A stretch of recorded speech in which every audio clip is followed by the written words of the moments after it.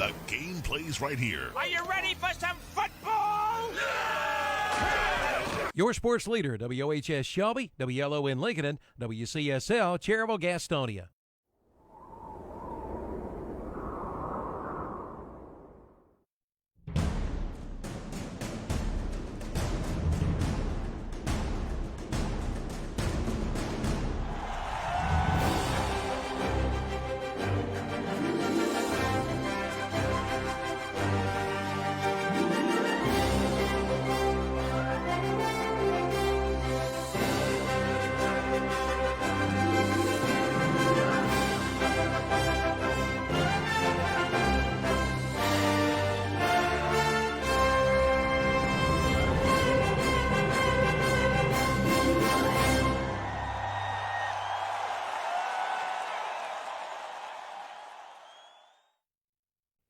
Hello, this is Milton Baker inviting you to listen to NASCAR Racing right here on WCSL 1590 AM, 92.3 FM, and KTCBroadcasting.com.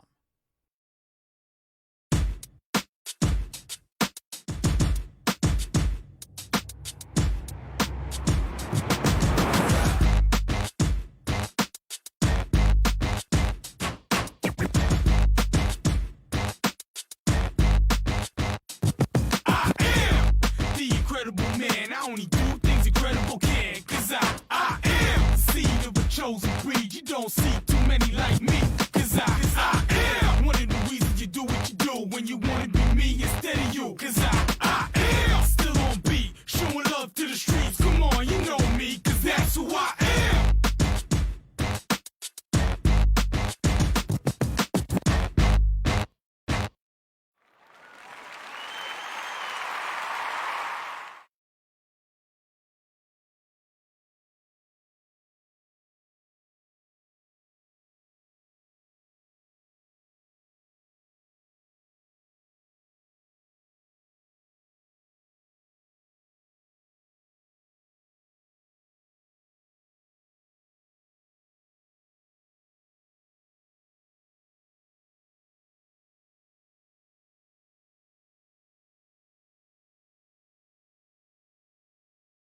The transition on it. I know we could hear us, but I don't know if our fans could. If our fans couldn't, welcome back. Welcome to the show. I think we might have even could, but anyway, and if our fans couldn't have heard us, welcome to the show. It's time for Shock Jock Sports Talk. We got a pretty good show lined up today.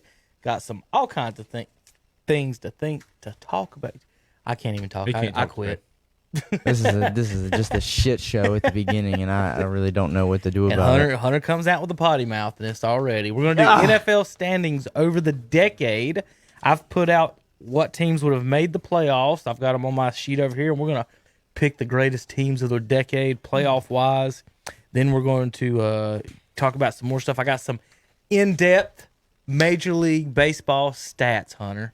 Because this is what the kids like to do. Is what they grab like five or couple of stats and they add them together, minus some, subtract, divide, and they just make it up as they go along. It's like compound statistics. Make up something. So I decided to add up some stats, and it's kind of weird that you just can't even type. I can type in WAR or Jaws or one of these other random things, and I can find it. But Hunter, if I want home runs plus doubles, I can't. There's no list.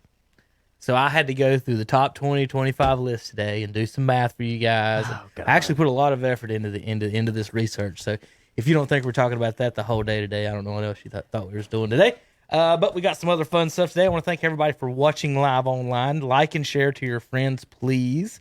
That's really the best way to get the word out and get around the YouTube, Facebook, and all the algorithms against the small businesses and folks like us. Yeah, they're very anti-small business. Zuckerberg wants us to pay thousands and thousands of dollars to spread the word, but we're hoping you guys can help us out. So like and share to your friends and family and post and wherever you can. We do try to take a positive, as much positive view on sports as we can. Hunter's awful negative sometimes. Not as much as Terry is. Terry's No, negative Nancy Terry's the negative Nelly. Terry is the negative Nelly. I like to always try and take a positive look at it. The most positive look at sports is that ball sports return tonight at 8 o'clock. The MLS returns. How about that? Hey, how about that? FC Orlando and silence is Inter deafening. Miami. How about that? Ball sports officially returned tonight. Okay. At least in the United States. Soccer's been going on around the world already, as is. So I think one reason soccer is not that popular is Americans, and especially North Carolinians, have a prestige problem. So if the teams were good, if you had the best players in the world, people would watch it. Oh, I know. I that. think they would. I know that. Well, Um, I've always said this. If there are two games going on, and one of them is the MLS, which is the American League, and one of them is the European League, I'm always watching the European League. Okay. Because as someone who played it and someone who knows a way that they could make the MLS better, I know which product on the field is going to be the better product. Yeah. And that's the European leagues. That's going to be the South American leagues. It's everything else except the MLS, because the MLS is just so far behind on revenue-wise. That's why it's hard for them to even keep some of the best players in the United States. They go and play overseas because that's where the better competition is, and that's where they can make the most money. And that just comes down to marketing-wise, and it comes down to advertisers. You know, people put their advertisements and invest in the MLS teams. I will say this: it's grown. Obviously, I feel like they're adding a new team every year. But I agree with you. Look at it this way. If they had the best players, yes, it would draw more eyes and ears. It's basically the Xfinity series. Yes. Okay, so and for the folks that may not be NASCAR or soccer fans, what I'm kind of saying is, like what Hunter says, the European League's got the best players, and that's what I meant by America loves their football. It's the only football players in the world. Yeah. Much less the best players. We like our baseball. That's the best players we think in the world. We like our basketball. We think we have the best players in the world. Those are the most popular sports. Right. Now, hockey, is that the most popular? It's not really. Why? Because the Canadians are and the Russians are the best in the world at that. And the Canadian teams historically had dominated the league for years. They don't necessarily do that anymore. But I think it is a pure that thing. Like it's not, if it's the best, we'll watch it. America has a prestige issue. The people in the Carolinas big time, Zach. If the Panthers aren't doing well, they're not going to show up. Yeah. Same thing with the Hornets. The Hornets didn't used to be like that. I think what happened to this area, Hunter, is George Shinn jaded us a lot by his actions, and then the removal of the team, and then the NBA. We keep getting shitted on the number one picks. The year we should have the number one pick, it goes to the Pelicans because they're a franchise team. Yeah. And they got Anthony Davis. We missed on Dwight Howard by one. We missed on Shaq by one. We missed all these people by one pick. And then George Shinn does what he does, leaves it, and he doesn't leave us the name, which we asked for the name. And so we had to finally, after years and years of no team, then the Bobcats. And then when Michael changed the name to the Hornets, I just thought that was going to do something, at least get the fan base more involved and liking it more. But you've got to win. And Winning is everything. They haven't figured it out yet. Every sports franchise, whether it's basketball, baseball, football, soccer, they know winning sells tickets. Right. No one's going to come and see a losing product. It's entertainment. At the end of the day, we know what the sports leagues are. They're entertainment. North They Carolina just don't throw basketball fans entertainment on are there. spoiled Oh, I know. because of Duke and Duke Carolina. and Carolina. Yeah. And so if the perception is, Hunter, that I can put together a team from Duke and North Carolina college players kids and beat the pro Hornets, team, it's like, why should I watch the pro team? I know. I think that's what really hurts, though, the soccer wise, is the fact that all of our best athletes are not just playing soccer. They're playing football. They're playing basketball. They're playing baseball, because there are a lot of options. Where overseas, if you're the best athlete and you're playing soccer, or you're playing basketball, because basketball has become so worldwide now. What about the thousands of athletes, Hunter, that play baseball and that play basketball and play football who never make it past college, who could have maybe possibly been a soccer player? So as a soccer player, and America wants to get better, is there a certain type of body type that we're not getting that we should be getting? Or is it is it all training? Is it something else? I'll tell you what, it's all. The majority of it is training, because I've seen, Lionel Messi, who growing up had as a soccer community, we look at him as probably one of the greatest to ever do it, greatest of all time. But he grew up with dwarfism. And one of the main reasons he obviously got into soccer and got into sports is the money helped pay for his treatments to help his dwarfism. Lionel Messi maybe isn't but 5'6". Yeah. So he is not a big-bodied man, and he's considered probably the greatest of all time or one of the greatest of all times. Then you look at a Cristiano Ronaldo, who is maybe 6'1", 6'2". He's built like a football player, can run a 4.40. And then you look at Zlatan Ibrahimovic, who is Ukrainian. And I'm just listing big names that people might recognize that are listening because they're known worldwide. And Ibrahimovic is 6'7". Right. Okay, he's massive. I think I even know he's that. massive, and he just is dominant. So to me, it's more working on the technique than just body style. So because think about it, Team who USA grows hunters- up and just uses their feet for everything? Right, so- we should be good with our hands with everything that we do. So Hunter, if you're the coach, you're the leader of Team USA, and I'm just a casual fan asking these questions. So like in basketball, I'm looking for strength, speed, athleticism. In baseball, it's a lot more skill, but you're still looking for in any college recruiting process. We've seen the running back up here at Burns, Zach, get overlooked, and we see kid after kid after kid who's bigger and stronger than him that they say maybe, but he's not better and they're not faster, but they keep going to bigger schools and going to other places to run. So, and then I've got a picture here, Hunter. I'll show you guys of Muggsy Bogues against J.R. Reed, and J.R. was picked second or third, Zach? Third overall, and getting a scout today or whatever to recruit Muggsy Bogues, just Almost college impossible. would be almost impossible, much less getting him into the NBA. This is the picture I wanted to just show you two, and I showed this to Zach earlier. Remember, JR's number 2 pick. Muggsy isn't. If you ask anybody, Muggsy had a better career. Yeah, Gerald was a flop. JR, He played a little better when he came back from the overseas when he was with the Spurs. Did he have any substance problems or anything like that, Zach? I It wanna- seems to me he put on some weight, or was he he alcoholic was, or something I like thought that? alcohol, but I might be wrong. I know he may have was put- bigger. yeah, we don't want to accuse anybody of anything. He was He put bigger. on some facial weight and Yeah. things like that you think of things like that. But Muggsy, he said for the folk, you can't see it watching. His feet are above JR's knees on the jump shot, and JR's not even attempting to block the shot. Yeah. He's 6'9". He hasn't left his Muggsy's feet, above, and the yeah. 5'3" guy's pretty much skying over him. Now, when Jr. come with the Hornets, he had like a Charles Barkley body type.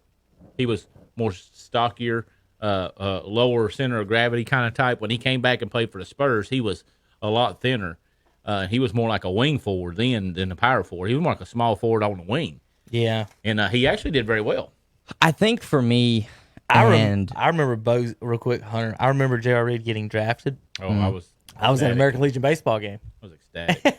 and they announced it. Danny Aker announced it over the intercom and everything up there about them drafting J.R. Reed because Hunter he's a big star, and I think just a Tar Heel going he number came one, out number as two. he's coming out as a Or sophomore three, too. yeah. If he'd have stayed, he might have been number 1 overall at some point. for me, what I think Like, back again, Hunter, athlete. Yeah, what hinders soccer to me in the United States, obviously, besides the many options that we have sports-wise that kids want to grow up and play, and that does go back to what's televised mostly. It's what the kids see and what they watch, so they're going to be drawn to that more. Soccer, obviously, is not. It is now, but it wasn't televised nearly as much as it used to be. I think what hurts soccer now is really how the USA Soccer really is ran, and how the recruiting standpoint for a lot of these universities are, because everybody knows at the college level just as much as it is at the pro level, it's what have you done for me lately?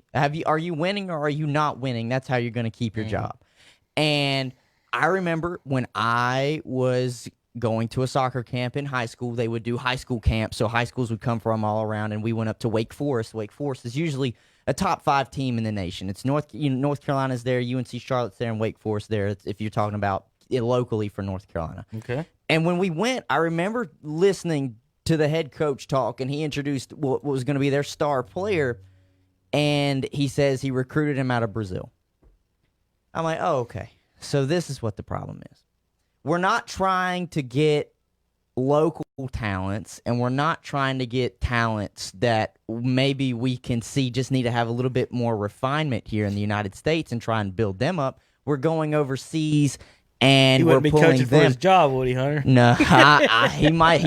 He's coaching for those however much he's getting paid and to win national championships. Hey, I get that, and I feel like that's more of a professional thing to do. You're going to be able to have obviously a larger pool for people to pull from, and I'm not going to take it away from that. Gave that young man an opportunity to go to the university, go get an education here in the States. Got him out of Brazil. Hey, that's great. That's wonderful. But when you to me, they're grooming the wrong players. To me, you really need to be focusing in and trying to groom your better players and make in the homegrown players, American players, because then that's when you can put better players on the field and a better product on the field. Another thing I don't like that we do with American soccer is there are not academies. They're not academies like there are over in Europe. So you've got kids that might play just throughout high school. Maybe they'll just pick it up in middle school because it's fun. Yeah. You're out here playing Optimist leagues. But overseas, England, Spain, all of these larger countries, they've got academies where if they see you have skill at maybe 6, 7 years old, they're going to work you through their academy. That's all you're going to do. You're going to get an education at the same time, but that's all you're going to do. Kind of like how these schools are doing now, IMG Academy. Yeah, you're there because it's still a school, but at the same time, you're there for what sport you're playing. Right. You're You're there for baseball. You're there for football. We don't really have those academies, so we're not really building up on the pot. That's another thing that I can bring back home to. We're not grooming homegrown talent as well. Gotcha. And when it comes to, I don't like how we have to have it as a playoff style all the time. I know that's what Americans were used to with the World Series obviously being a playoff, the NFL playoffs, NBA playoffs. Everything is a playoff. When you're overseas and you're playing in a European league, it's points based. So it's win, lose, or tie. Win is 3, tie is 1. If you lose, it's 0 points. And the reason why I like that is because there is there's an opportunity for maybe the 8 seed to do upsets. It's either you go out there and win or you're not winning. You either go out there and you win. And what England does, I know one English league does, it's a relegation system. Yeah. And I like that a lot because that forces That would be so fun. I'm telling you, man, you can't tank the bottom 4 teams in the Premier League. If they lose, the 4 best teams in the league below them are jumping them, and they're switching leagues. It's the relegation system. Yeah. So you can't tank. You need to go out there and try and win at all costs. And I loved that. Think about the sports discussions they'd hate that it. we would have Holy over. shit. Well, they're going to send the Hornets down and bring up the Charlotte Browns. The Browns would be gone. Think about it. Tanking would be non-existent. It would just come down Jags, to you got to hit on your draft picks and you got to hit obviously on free agency. I don't know. There's just a lot of stuff that I think U.S. soccer could really do to obviously put better talent on the field. And one thing I would say, if I was the head of U.S. soccer, and people are going to think I'm crazy, but if you're a part of maybe our national team or you're good enough to be part of the starting 11 on our national team, I'm going to look at you and I'm going to say, go play overseas right now. Go play overseas. I want you to go and play and learn from the best. I want you to play the best. I want you to learn from the best. And then if you want to come back and play, that's fine. But I don't want you to just forever be in the MLS because the MLS that is here right now is not top tier. Everybody wants to make it to the league in the NFL because it's the best talent. Nobody says I want to just play in the MLS. MLS the needs. Tell you what you need. They'll get a star though because you need. You ready? What? Vince McMahon. No. You need. They need me Vince in McMahon. charge. You need somebody with Hunter with 3 commas in their bank account. Is what I'm saying. Not necessarily Vince. Vince would be if he was 20 years younger, maybe. But I'm talking. You need a billionaire investor that can come in. And then poach all those players. From Europe. 100%. From Europe, poach them. If European players here, where the money is at, and why would they not want to come to America, obviously, and play?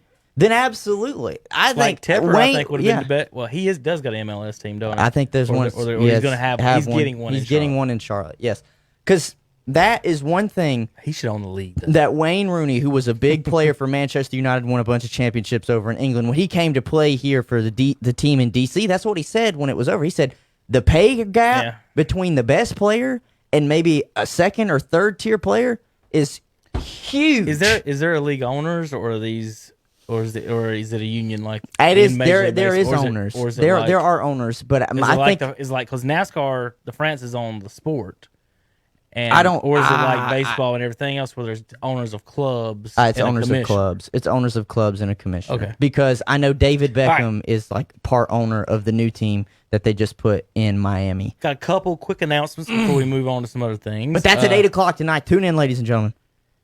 Ball sports are back. In a joint release today from the PGA Tour, Ryder Cup, Yes. Europe and PGA America has announced that both the Ryder Cup and the President's Cup have been postponed and will be played 1 year later than originally scheduled. As a result, the President's Cup date change. The Wells Fargo Championship will be played in its traditional Quail Hollow Club in Charlotte next year in May. So the Wells Fargo will be back to Charlotte next May due to these reschedulings and everything going on. So good news for the local area on that. Zach, I will do baseball last because we got a bunch in that. We'll do a little football right now. We'll talk about this paper in front of me. Let's see a couple of quick things. Here's the NFL Players Association held a 2-hour call for player reps. Lots of info, season plans. Players could face fines for conduct detrimental if they're found to have spread COVID recklessly away from this facility, such as eating out at restaurants or riding in Ubers. Other items from the Players Association: meetings and media access to be virtual and not in person. Current proposal is to test every other day in camp. Players pushing for daily testing, actually. Public access to testing is a factor. Players will stay in their homes, not team hotels for camp. Sources... And this is football. Yes, this is NFL. Sources said there's definitely some sentiment on players of why are we playing at all if it's unsafe. A ton of questions to be answered before they feel good about playing from the Players Association's point of view. So the players in football are starting to be concerned about it as well as the other ones. And like we've been saying from the start, we just want a line drawn as to what's the line. So is it one test and a whole team's done? Is it 10 tests? Is it 5 tests? Like, where do we say your team's done? Where do we say a player's done? Where do we say anything's done? I don't know. When's I think the season done. Dallas FC for the MLS because it's on my mind.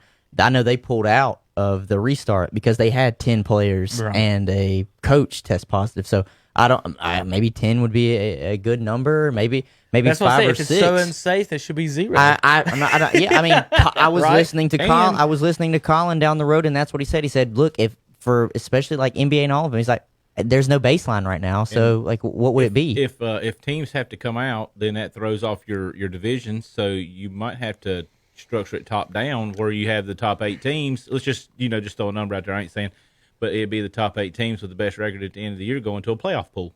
I'm scared with baseball and NBA especially, the way they're setting it up and they're trying to get going before football even gets going or whatever.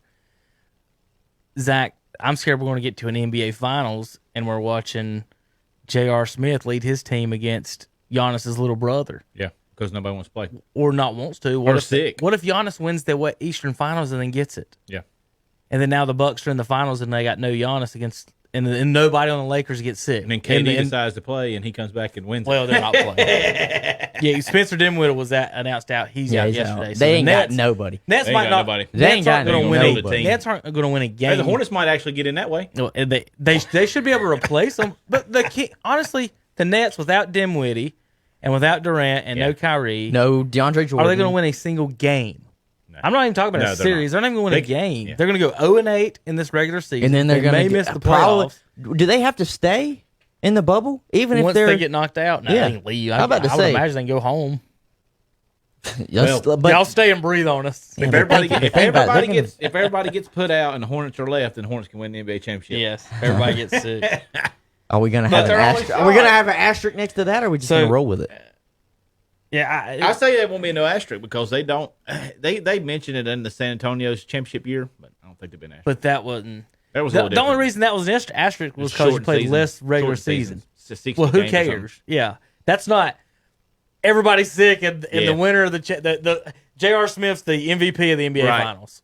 Because LeBron James couldn't play. Well, yeah. What if LeBron and Giannis got it, and it's J.R. Smith? Well, if LeBron versus gets it, we Malcolm said it Brogdon Monday. They're or whoever. canceling it. Oh yeah, that'd be like Jordan Cancel. getting it. They're canceling it.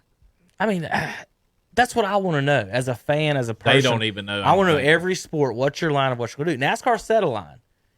If you test positive, you're out of the race. Jimmy went out. He's tested positive. Good twice since then. He's back in this week.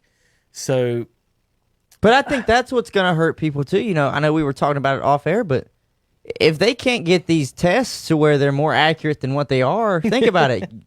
What is it? It's not even been a week. It's been like 3 days since Jimmy tested positive, and then he was negative, and then he's back negative. If they can't get this shit figured out, then what? So they tell Giannis that you test positive, but he's not even sick, and then it keeps him out of a series. What if you got a doctor that's a huge Bucks fan, got some money, and he gets somebody else a positive test on the other team, and it was say it was. We're getting conspiracy theory now. There's a lot of things. Coming. There's so much. I mean, it could be political for political reasons. It could be betting. Betting. There's so much underground betting. It wouldn't be surprised if somebody maybe Pete slipped. Rose will get back in the Hall of Fame real fast, or get in the Hall of Fame real fast now.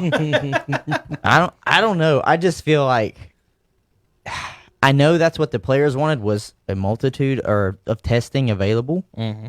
But if the tests are 50-50 on if it's right or wrong, then what the hell? They come out, and I told y'all today, they came out today and said that a lot of their testing, FDA has said they're having false positives. Right.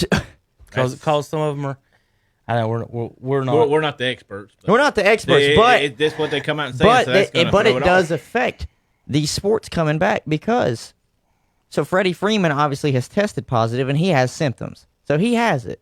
But he said he feels like crap. He said he feels like crap. But say Freddie didn't feel like crap. Say he didn't have any symptoms. Asymptomatic. Well, not even that. It was a false negative. I mean, he's thinking about whether or not he even wants to play now.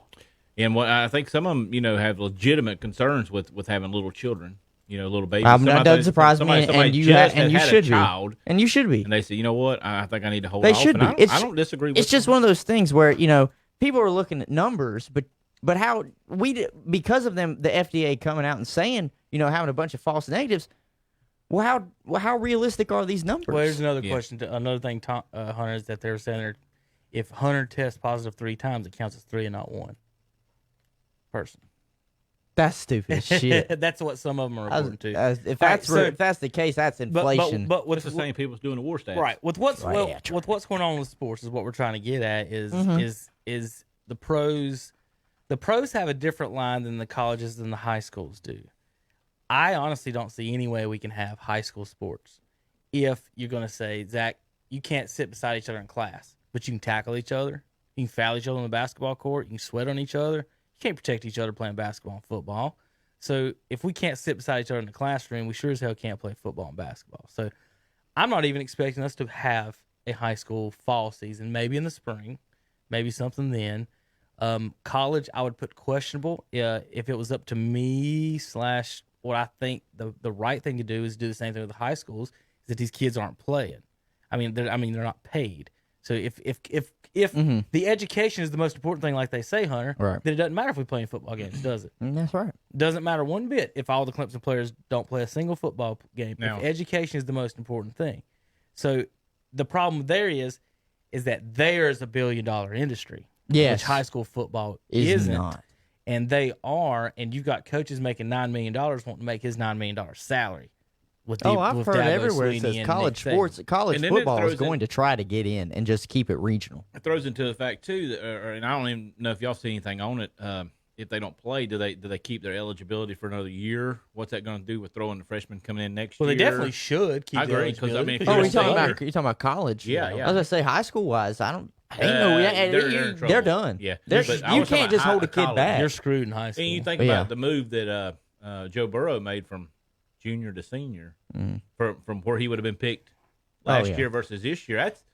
There's a lot of stuff that's going to be in play. Now, Hunter, in what that. I'm seeing and what I've been told online, because every states have different rules. So here's what here's what North Carolina's looking at. If you're an athlete, North Carolina's a senior athlete. Right now, you can transfer to South Carolina. That's the big thing. The South Carolina schools are pushing or recruiting these local kids. The Shelby folks are losing their minds over here, these Cleveland County folks, because these Cleveland County kids are going to get a ton of calls here. If you're a baseball, basketball player, senior, whatever, maybe South Carolina ain't the thing, but you know what you can do and what some of them are doing? They're playing travel ball academy things. So what they're doing is that these schools and these players are forming travel teams because the travel leagues are getting to play. And so they're traveling. Because think about it, travel leagues, I mean, they're not regulated. No, and you can go to any camp. You do it You anyway. can go whatever state you want to, too. So if you want to go travel and play in Georgia or Florida, so some of these high school teams are going to organize actual travel teams in basketball, baseball, and so the AAU leagues and these other things like that may actually prosper opposed to the high school leagues. And it's sad because not every high school kid obviously goes to play college in each sport, but there's a ton of kids that play high school sports that they would be doing something else that maybe is not good for them, or the exercise is really good for them, and the competition and everything. So I just concerned with that. The pros, they can sign waivers and do whatever they want as far as I'm concerned. But the players, I agree. But a kid getting concussions for Dabo Swinney or the coronavirus, I'm not. That one, it's hard to do a sell for me. All right, let's talk a little NFL. Hunters, I got this fun I one. saw that. It was Zach, the Redskins should change their name to the Washington Opossums because they play dead at home and get killed on the road. It was awesome. They did have a really, really good one. And I don't want to misquote what I saw. the but name. It was the Red Tails. Yes, that was. I mean, if they change it, I loved it. I absolutely loved it. I've heard. I'm fine if they keep anything and just use whatever red. they decide to- Like yes. they keep red in the front of it. We can continue with the HTTR. I mean, there doesn't have to be much. That Red Tails looked really good. Yeah, I've seen a couple concepts for red wolves. Those look kind of cool Yep. too. I mean, but what's a red wolf if not a fox? But Right. I've seen red hawks. But do we necessarily need another bird? But if you were the in Red the Wolf, NFL? you could do the NWO Red, the Too Sweet. You can do sign NC for- State. Yeah, I man. mean, Yeah. you could do a lot of stuff with it. Obviously, this all happened while I was away at the beach, so I was just getting bombarded with. First of all, Cam Newton goes to the damn Patriots, and then my team is getting ready to have to change their name. So it was all just a mess. I told Kevin Monday, I'm okay with them changing the name. Yeah. I don't have a problem with it. To me, why I don't have a problem with it, Zach, is because it's like turning over a new leaf to me. You know, for the past 20 years, Washington has been, they kind of just call them losers, 4-12 sometimes. We don't really win. Last time we made a playoff was 2012. That was with the 62 RG3. and 97. Yes, 62 and 90. Yes, I forgot NFL standings of the decade. 62. We've been 62 and 97. Yeah, so that's 6 and 9 every year. And 62, 97 and 1. I mean, 9 and 7. So 6 and they're 6.5 and 9.5 every I mean, year. I want to think about it. So that might take away some. Just how I look at it is, one, it'll revitalize a fan base. You're going to have those old fuddy-duddy fans that are going to be so upset that the name is changing, but I just want to look at them and say, it's the same team from 30 years ago, you just have a different name. They're not going to move out of the state. They're not going to leave the fans in the state of Virginia and close to D.C. high and dry and just move like they've done with the Rams so many times. Yeah. So you're not losing that. It's just a different name. They've changed names like for teams halfway through a season a ton of times. The Oilers went to the Titans. Yeah. I mean, it's been done before. I think it'll just be the turning of a new leaf because all I've known as a Redskins fan is losing. I said Monday, the last Super Bowl that they won was early 90s. 92. It was like 91, 92, something like that. 91 because, yeah, and me and Kevin can remember when the Redskins had fielded good teams, and that's been It's almost 30 years. 30 So years. that's what It's I'm 30 saying. years. That's what I'm saying. So I have no problem. RG3 was a threat. Yes. Yes. He was. If he doesn't blow his knees out, absolutely. Shanahan destroyed his career. Yes, I can He should agree. have never had him in.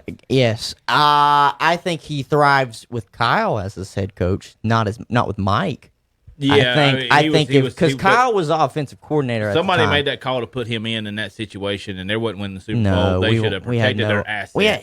we had no shot of winning that Super Because Bowl. once he hurt his leg, that was Lamar Jackson before Lamar Jackson hit. Oh yeah, he would. I want people to remember something. RG3 had Olympic track speed before his knees went He out. might be a little smaller than he might be the same size as Lamar Jackson, honestly. But that's what I'm saying is that was the last hope that we had, and guess what? It was just as shredded as his knee was. Our hope. So we had the Kirk Cousins run. He was decent, but I mean, he wouldn't get you more than a 500 The funny thing season. about that, he was drafted in the same. And what I want, That's who Shanahan wanted anyway. That's who he really wanted.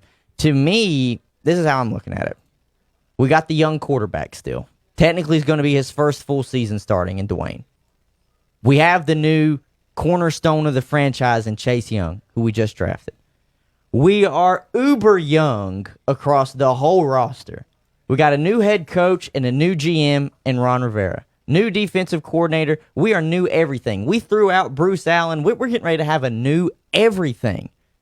So why not change the name? Start over fresh. New, flip the leaf over. I have no problem with it. And that's just me. Yeah. Older fans might have a problem with it. I'm 24 years old. I've watched them long enough to know nothing but losing. And, oh, well, maybe we lose again next year. But let's say that the Washington, and I'm just going to go with the name you said, but let's just say in their first inaugural season, the Washington Red Tails at least go 8-8. I think they will go 8-8. That's a better season than they've had average for a decade. So I have no problem with it. Change the name. I don't care. And but what I told Kevin, it's been kind of rumored that it's already been decided. They just haven't announced it yet. Just treat it like a Band-Aid. Just go ahead and announce Him it. and Rivera's been going over it, and I think Ron Rivera is going to be a very good vocal leader. I think he's going to be great for him. I think he's gonna be like great. him down here. I just don't think that his record is basically what we're looking at right here on this thing, and they were 8-8 every year if you do the average.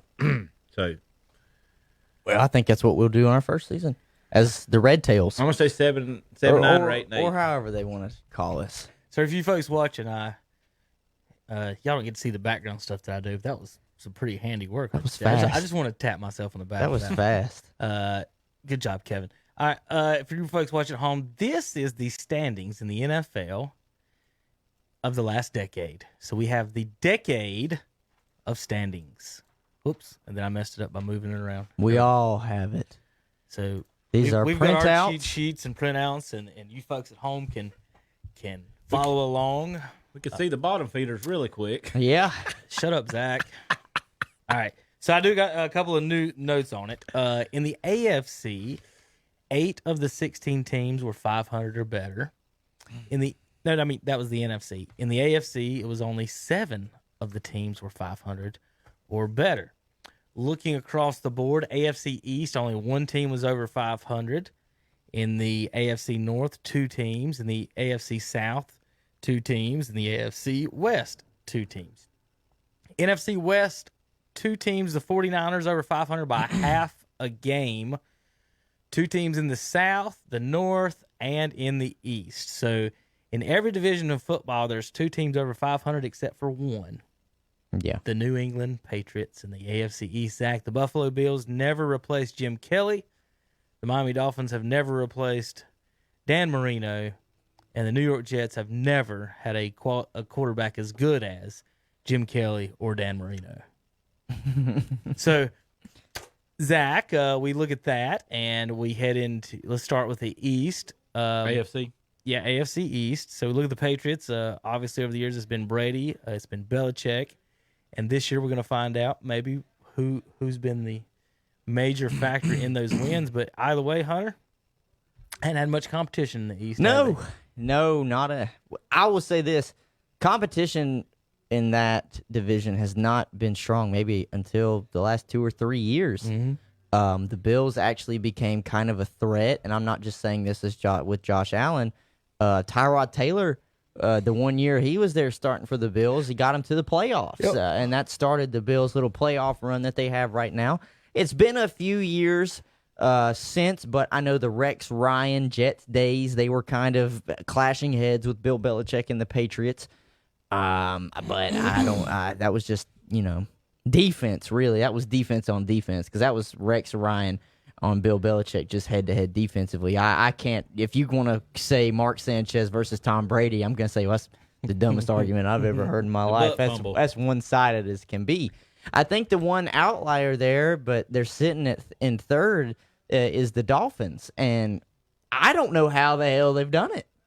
I figured they would be dead last. They hadn't had a good quarterback. They haven't had a good quarterback since the most successful quarterback they've had recently was Fitzpatrick. Well, I'm talking, maybe in the last decade was Culpepper. I don't know. Is that this decade? No, that was 03. I was about to That was say. 03. No. Oh, and that long 04. ago. I bet it- No, I I'm bet just it talking. was- I'm it talking was about the I bet it last was 10 05. years. Fitzpatrick. Just talking about Fitzpatrick. He was on the front of Madden in 03 in Minnesota, I believe, or 04. Right, I'm talking Miami.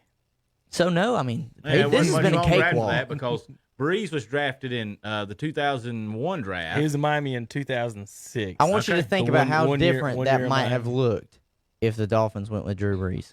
Yeah.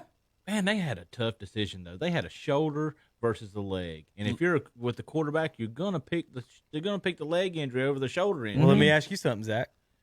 Cam Newton's got both, and he's a running quarterback who's not accurate. And now he's in New England. Do you want I'm going to give you a quarterback, Hunter. He runs a lot, Mm-hmm. but he just had foot surgery. He's never been accurate, and he just had shoulder surgery On his throwing arm. on his throwing arm. Like the two worst possible injuries. It's not like he's got a rib broke, like Romo had a backbone broke or a hamstring. This is your foot, your weight-bearing foot on your 260-pound running foot, and your throwing shoulder that you've never been accurate or used good form for. And are you going to all of a sudden use good form? Yeah, I'm gonna give one thing. I don't know if y'all seen the video or not, but I think this is my opinion internally. I think he's got strike one against him with the Patriots. Already? You didn't see the video he No. put out. You chose this over this. Oh, Against yeah, you chose that Teddy- over this when Teddy he was working Bridgewater out. versus him, and boy, Oh, he you is- don't think Belichick liked that one? I Do they think, like- do now they- I'll be do they- honest. Do they like publicity No. on their side? No. And I Cam ain't think- even announced as a starting quarterback I yet. think internally Bill Belichick loves it. And it's I only don't know. because what does Bill Belichick want you to do when you show up? He wants you to work. He wants you to come in and put in the work. Yeah, and but I he don't think want he that- sees that. I know, but to me that wasn't really. He's not dressed up as a woman. He's not making fun of a woman reporter. He's just working out and he's amped up. Gronk used to do the same stuff, and Gronk. I know it was Gronk, but he got away with it. Julian Edelman posts workout videos all the time. The workout videos for the quarterback don't impress me at all. You know why? He can bench press 500 pounds. Can't But I throw care it. if he can't complete the pass. It don't Oh, matter. I know. I'm just saying. I think Belichick Well, was I'm just saying for thinking. the Cam fans or the Instagram fans after. Oh, yeah, I know. Oh, look how awesome he looks. But I think Nobody said he never looked Belichick good. seeing that video, I don't think it was necessarily strike I one. can't wait till Teddy Bridgewater comes out and just destroys him on stats. I'm excited. I will have a Teddy Bridgewater jersey this year if they ever bring it out. If they play, we'll see about If that. they- If they play, All right, AFC West Steelers Whoa. in first by 4.5 games. that's the AFC North. Did I say that wrong? What did I say? You said the West. Oh, AFC North. Sorry, folks. Steelers in first, Ravens second, both winning records. The Bengals, Hunter, are 4 games under 500, so right there at it. That sounds Two about right. ties. Yeah, they had some good seasons, and then they had some really, really, really bad seasons. Hey, 5-3 as a winning record was Andy Dalton. Bengals are 10-6 for bust. Is that what you're saying, Zach? Yeah. Cleveland. Oh my God, how god awful! In 10 years, Hunter, they won 42 games. That's horrible. To put that in perspective, the next team is Jacksonville with 51. 9 more games in 10 years. It's almost a game more by average. The Patriots average 8 more wins a year. The Patriots average twice as many more wins a year than the Browns even get. The Browns win 4 a year. The Patriots average 8 more than that. And remember, the Browns fired Bill Belichick.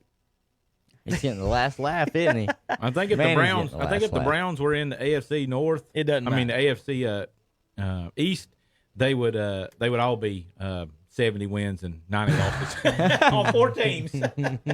Yeah, they just blast the They would beat each Browns. other up. So probably the worst division though overall. Oh, the most mediocre by far, is AFC the South. AFC South. Jesus, every man. year we have a problem picking on who's going to win because we don't know. One team ends up going 11 and 12 wins after having a great running And the game or a third best great team, defense. third best team in that division made AFC Championship. Yep.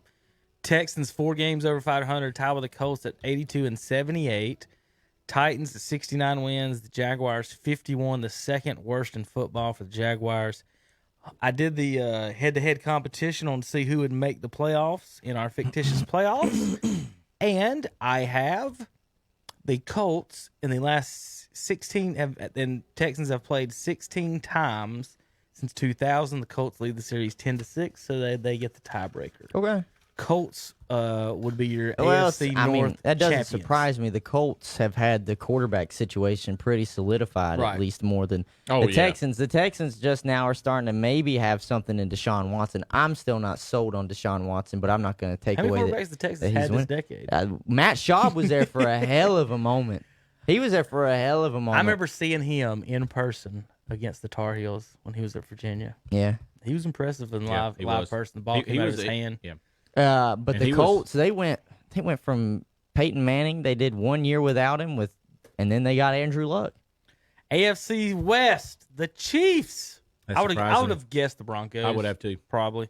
I thought they've been more consistent, but the Chiefs, 96 Smith and won with 64. Yeah, they did 10, 11 Yeah, wins a you're year. right. You know what I'm saying? And Alex Andy Smith Reid won ain't with no, him. ain't no pushover as a And coach. Andy Reid just doesn't. He I just- would say he he rarely finally got loses. one. So I mean, this is easy math, guys. Also, these are in 10 years. So if you want to do the math on them, the Chiefs averaging 9.6 wins a year. Yep.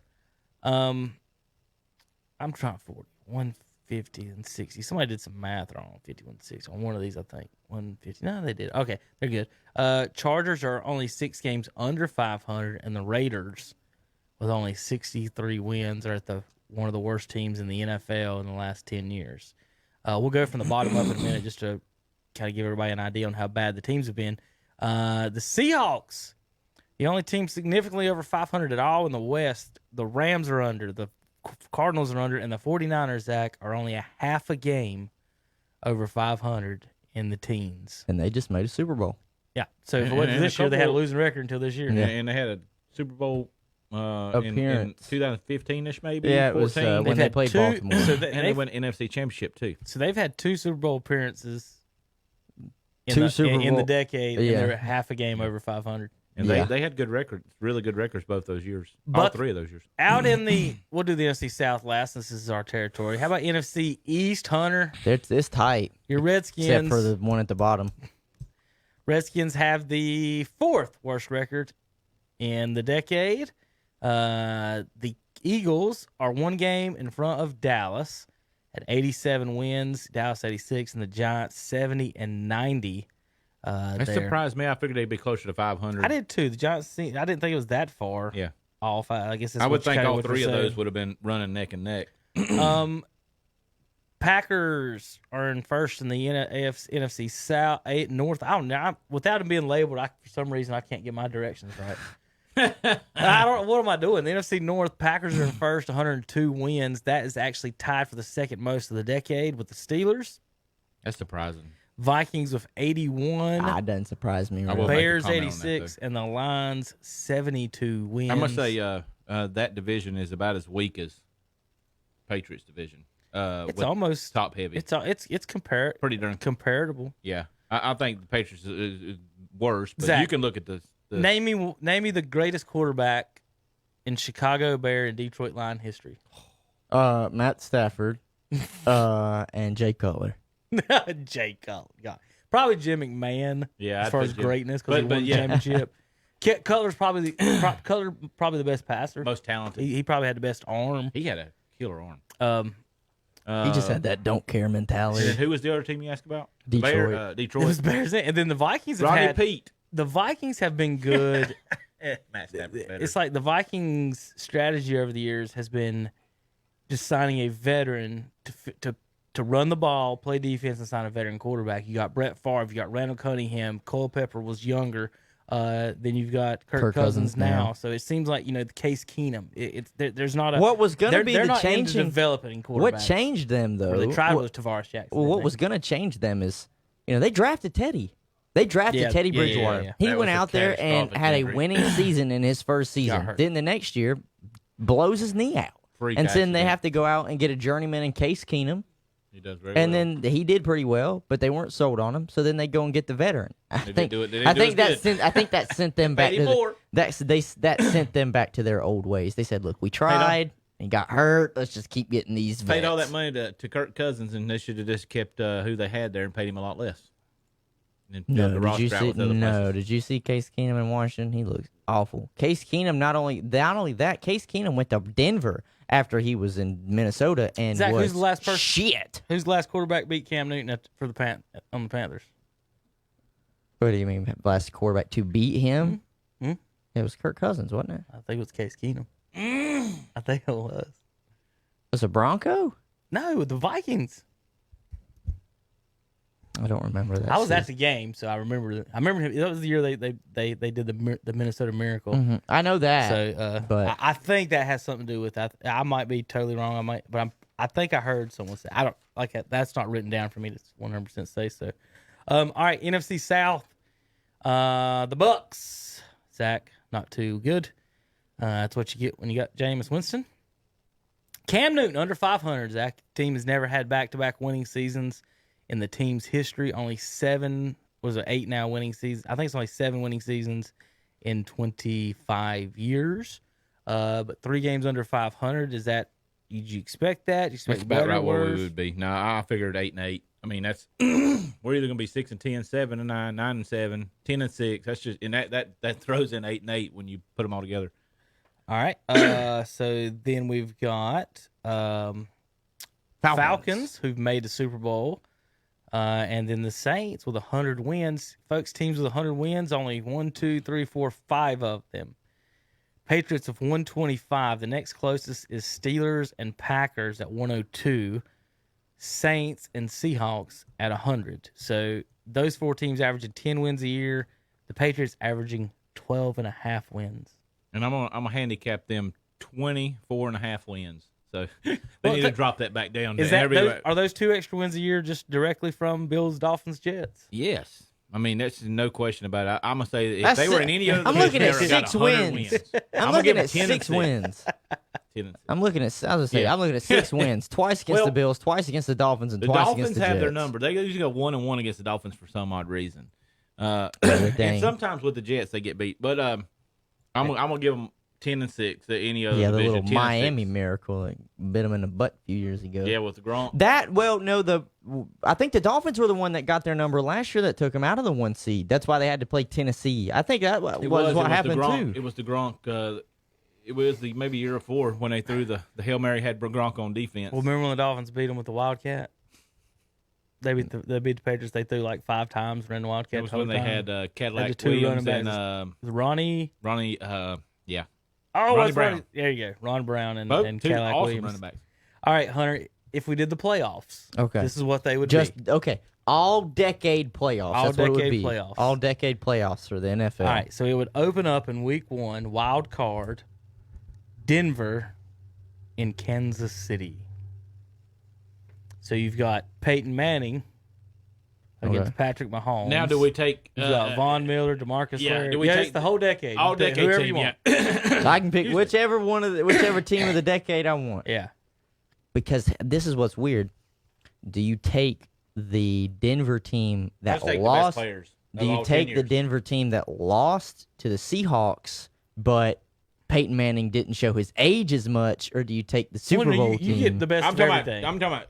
It's all time. You Oh, get just the you best get the players best of the whole because decade. this is everybody's record. you can so make up just whatever you lump want. them together. Lump anything you want. Oh, Everybody who played for the Broncos the last 10 years versus everybody who played for the Yeah. Chiefs for the last 10 years.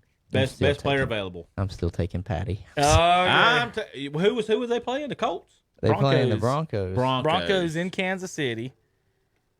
Broncos is the wild card team I'm taking Peyton the Manning. Chiefs. I'm taking the Chiefs. and the defense. Pat, I would Pat take the Mahomes Chiefs. hadn't had to mess with Von Miller I know. and DeMarcus Ware. I know Yeah, that, that's but tough. And Champ Bailey. Yes. that's an older DeMarcus Ware. It's an older Champ Bailey. Well, that I'm- older DeMarcus Ware did awful terrible against Cam Newton. look, it's Cam. Who do you think is was better in year 3? Patrick Mahomes or Cam Newton? I think Patrick Mahomes might have been better than Cam Newton as a rookie. So Baltimore. That was a nasty defense. it was a nasty defense. I still take Chiefs. How about this? The Same. Baltimore Ravens at 98 wins would be a wild card team. And they would be going to Indianapolis with 82 wins. So there would be 17 games more, but they would have to go on the road based on the NFL rules. Are you taking? I'm taking the Ravens. You taking Flacco or you taking Lamar? I'm taking the champion. Lamar Yeah, Lamar I'm can taking. run. Lamar ain't won, Lamar can Lamar run ain't won swing a passes. playoff game yet. I'm taking Flacco. Yeah. Okay, Hunter. Yeah. Let's go to that one. No, I know the folks at home are going to say I'm crazy, but let's talk about that. taking- Lamar hasn't won a single playoff game. He might be better. eventually. Flacco has won 10, which for you folks that don't know at home is 10th all-time, tied with Aaron Rodgers. He is a playoff beast. He's beat Roethlisberger twice and Brady twice and Peyton Manning. He is with the that great defense. Joe Flacco. That's just that's the X factor though, because a quarterback play that's not the X factor. Andrew Luck that's is a better quarterback than That Joe defense Flacco. is nasty. But God. the Colts never put anything around him until his final season. So Are it you would be picking a it would be 500 the Colts Ravens. team to beat the Ravens? No, Their not if defenses? you can. Not if we go by your rule and you just pick the best and players. Even with Peyton, their defense was always horrible. Oh yeah, Yeah, the because Colts they knew defense. the quarterback would just Crazy because outscore Dungy people. was there too. Peyton's championship, Zach. Think about him. They played the He Bears. beat Rex Grossman, and his defense. He didn't even have to do anything because his defense shut down the Panthers for the most part. I mean, he didn't have a great game to win that Super Bowl. No, he only threw for like 150. So Peyton's 2 championships, he beat Rex Grossman and didn't have a good passing And the game. defense in the won. He did throw one spiral. No, he's still yet to throw a spiral. You're right. That's a good. I don't think he's thrown a spiral he in his didn't career. Throw one spiral. I'd love to see that statistic. how If many some spirals does he how throw in many his career? spirals he's thrown his in spiral his career. percentage. Yeah. If you ever Why seen is a that close not up of it, the ball comes in like this. It's wobbly as shit. Yeah, I every- never it's understood. It's catchable. like he's gripping it too hard. It's catchable, or I something. guess. I don't know. I never understood why. He's accurate with it though. He's he is as accurate crap with the Ducks. it. So we picked. What do we go with? Kansas City or Denver? I think Kansas that's it. City. And I went Denver, but y'all went Kansas City, and then we all went Baltimore. Yeah. All right, so that would set up Baltimore and Pittsburgh. Oh, No, I'm wrong. Okay. Baltimore, New England. oh, that's even. I'm picking Baltimore. I am too. Does they have Joe their number? Flacco has Tom He Brady's does. number. They are scared of the Ravens. He does, man. Every year they. Well, y'all go ahead and put the Ravens through then, because I was going to take the I know, Patriots, but historically they do not like playing. They always have trouble with the Ravens. I know they have trouble with the Ravens. Just if you would, If they match up against anybody else, I'm not taking if I'm making the best team out of the decade, then I'm gonna take Now- a little bit younger Tom Brady. I'm gonna give You get him Randy Moss. I'm You don't giving get Randy. Randy. Was that before? Well, I It think it was 07. Oh, okay. Well, Never no, mind. well, even still, I can still take Edelman. I can still take Gronk. I can probably find another out on two. that I one. can probably take another 2 to find, and not only that, just give me last year's defense that So, they had that was only giving The up first like 10 bomb points. that drops is the Patriots go out. The best team of the decade goes out against the. It's a in matchup the first problem. That's game. all it is, guys. It's a matchup problem. They hit against the So Ravens. we've got Baltimore. Had they not hit the Ravens, I would have picked them. And now Kansas City in Pittsburgh. In Pittsburgh. Yeah, I'm picking Pittsburgh. They some a lot of good Kansas City players though. Damn, In you Pittsburgh. You Because can you put- can say they got Antonio Brown again, crazy ass Antonio Has Brown. Pat Mahomes ever been hit by James Harrison? And is it? Yeah. Oh my gosh, he was a beast. I don't know. I'll tell you what. I think, Troy Polamalu. I think Patrick Mahomes is going to be better in his career than Ben Roethlisberger will. Is it? By the time that his career is done, I think That's Patrick fine. Mahomes That's cool. will be But better. is it fair to this, real quick, while we're on that? Is it still- fair for people to say he's the best quarterback ever? No, All right, no, it no, is no. not. That's what No. It people are drives saying. me insane. I saw a picture. So we Because went what if from he goes out and Brady blows just his won knee? 6 I know. championships. I I'm know. going to tell you the argument today. Did you see it? They said now they're saying because Mahomes has so much talented, they're saying, "Oh, well, Brady's defense carried him all these last 20 years." That's exactly what come out of their mouths today. I saw a picture Well, they today. did that with Aaron Rodgers for 5 years. They tried to push Aaron Rodgers as the best and the greatest. When he won that championship for the next 5-6 years, that's all we've talked about. Yeah. Brady just kept winning and kept winning and kept winning. Yeah, I don't think it's fair to. I'll just to give do It ain't fair to even him do either that. because yeah. puts a lot of pressure on him, which I think he can handle the pressure. I'm worried. I about think there's no his- pressure on I'm him worried now. about- He just got that paycheck. Yeah, I'm yeah, worried. I know. Well, I'm worried about that injury. Did you see that one wide receiver? He said, "Well, now every time Mahomes throws a bad pass, I have to make it look good, or I'm getting cut." He said, "It's on me." It's on Pat you. Mahomes doesn't throw. I'll bad go pass. with you guys and just say He makes overall, $96 a Pittsburgh. minute. Yeah, that's not bad. That ain't bad. minute. Is it? That ain't bad, is it? I'll go with you guys. I'll take Pittsburgh. Just All right, so that overall, they've leaves had us. better players. Listen to this. That leaves us. Who'd we take We've got right there? Baltimore in Pittsburgh at Heinz Field, slugfest. I'm taking Pittsburgh. Flacco versus Roethlisberger. I was going to take Pittsburgh. I'm taking Pittsburgh. I want to take Ravens, but I'll take. I hate Pittsburgh, but I'll take Pittsburgh. Ben Roethlisberger will pull a rabbit out of his butt. So I'm gonna give you Flacco's playoff career. I just think that the Pittsburgh Steelers as a whole have had If better it would have been players. at Baltimore, that might have been a different call. Flacco beat Miami, beat Tennessee, lost to Pittsburgh. Next year, beats Brady, There you go. loses to Peyton Manning. That's surprising. The next year, We put them over. Was that at the Was that against Denver though? the next year he beat. That was Indianapolis. The That- next year he beat Kansas City, lost to Pittsburgh again. The next year he beat Houston, lost to Brady by 3. In the Super Bowl year, listen to this: Indianapolis, Denver, New England, and Kaepernick. 4 wins for the Super Bowl championship. And then he beat They were in the Roethlisberger. wild card. Then he beat Roethlisberger by 13 and lost to Baltimore. Brady by 4. So his record against Roethlisberger is 1-2 Yeah, in the playoffs. that's So why I'm taking. are we going Big Ben? I'll just Yeah. take Pittsburgh. I will. So the all-time decade team, we picked Pittsburgh. Out of the AFC, Which, if you look at it, they are the second best overall. tied. So that's not out of the.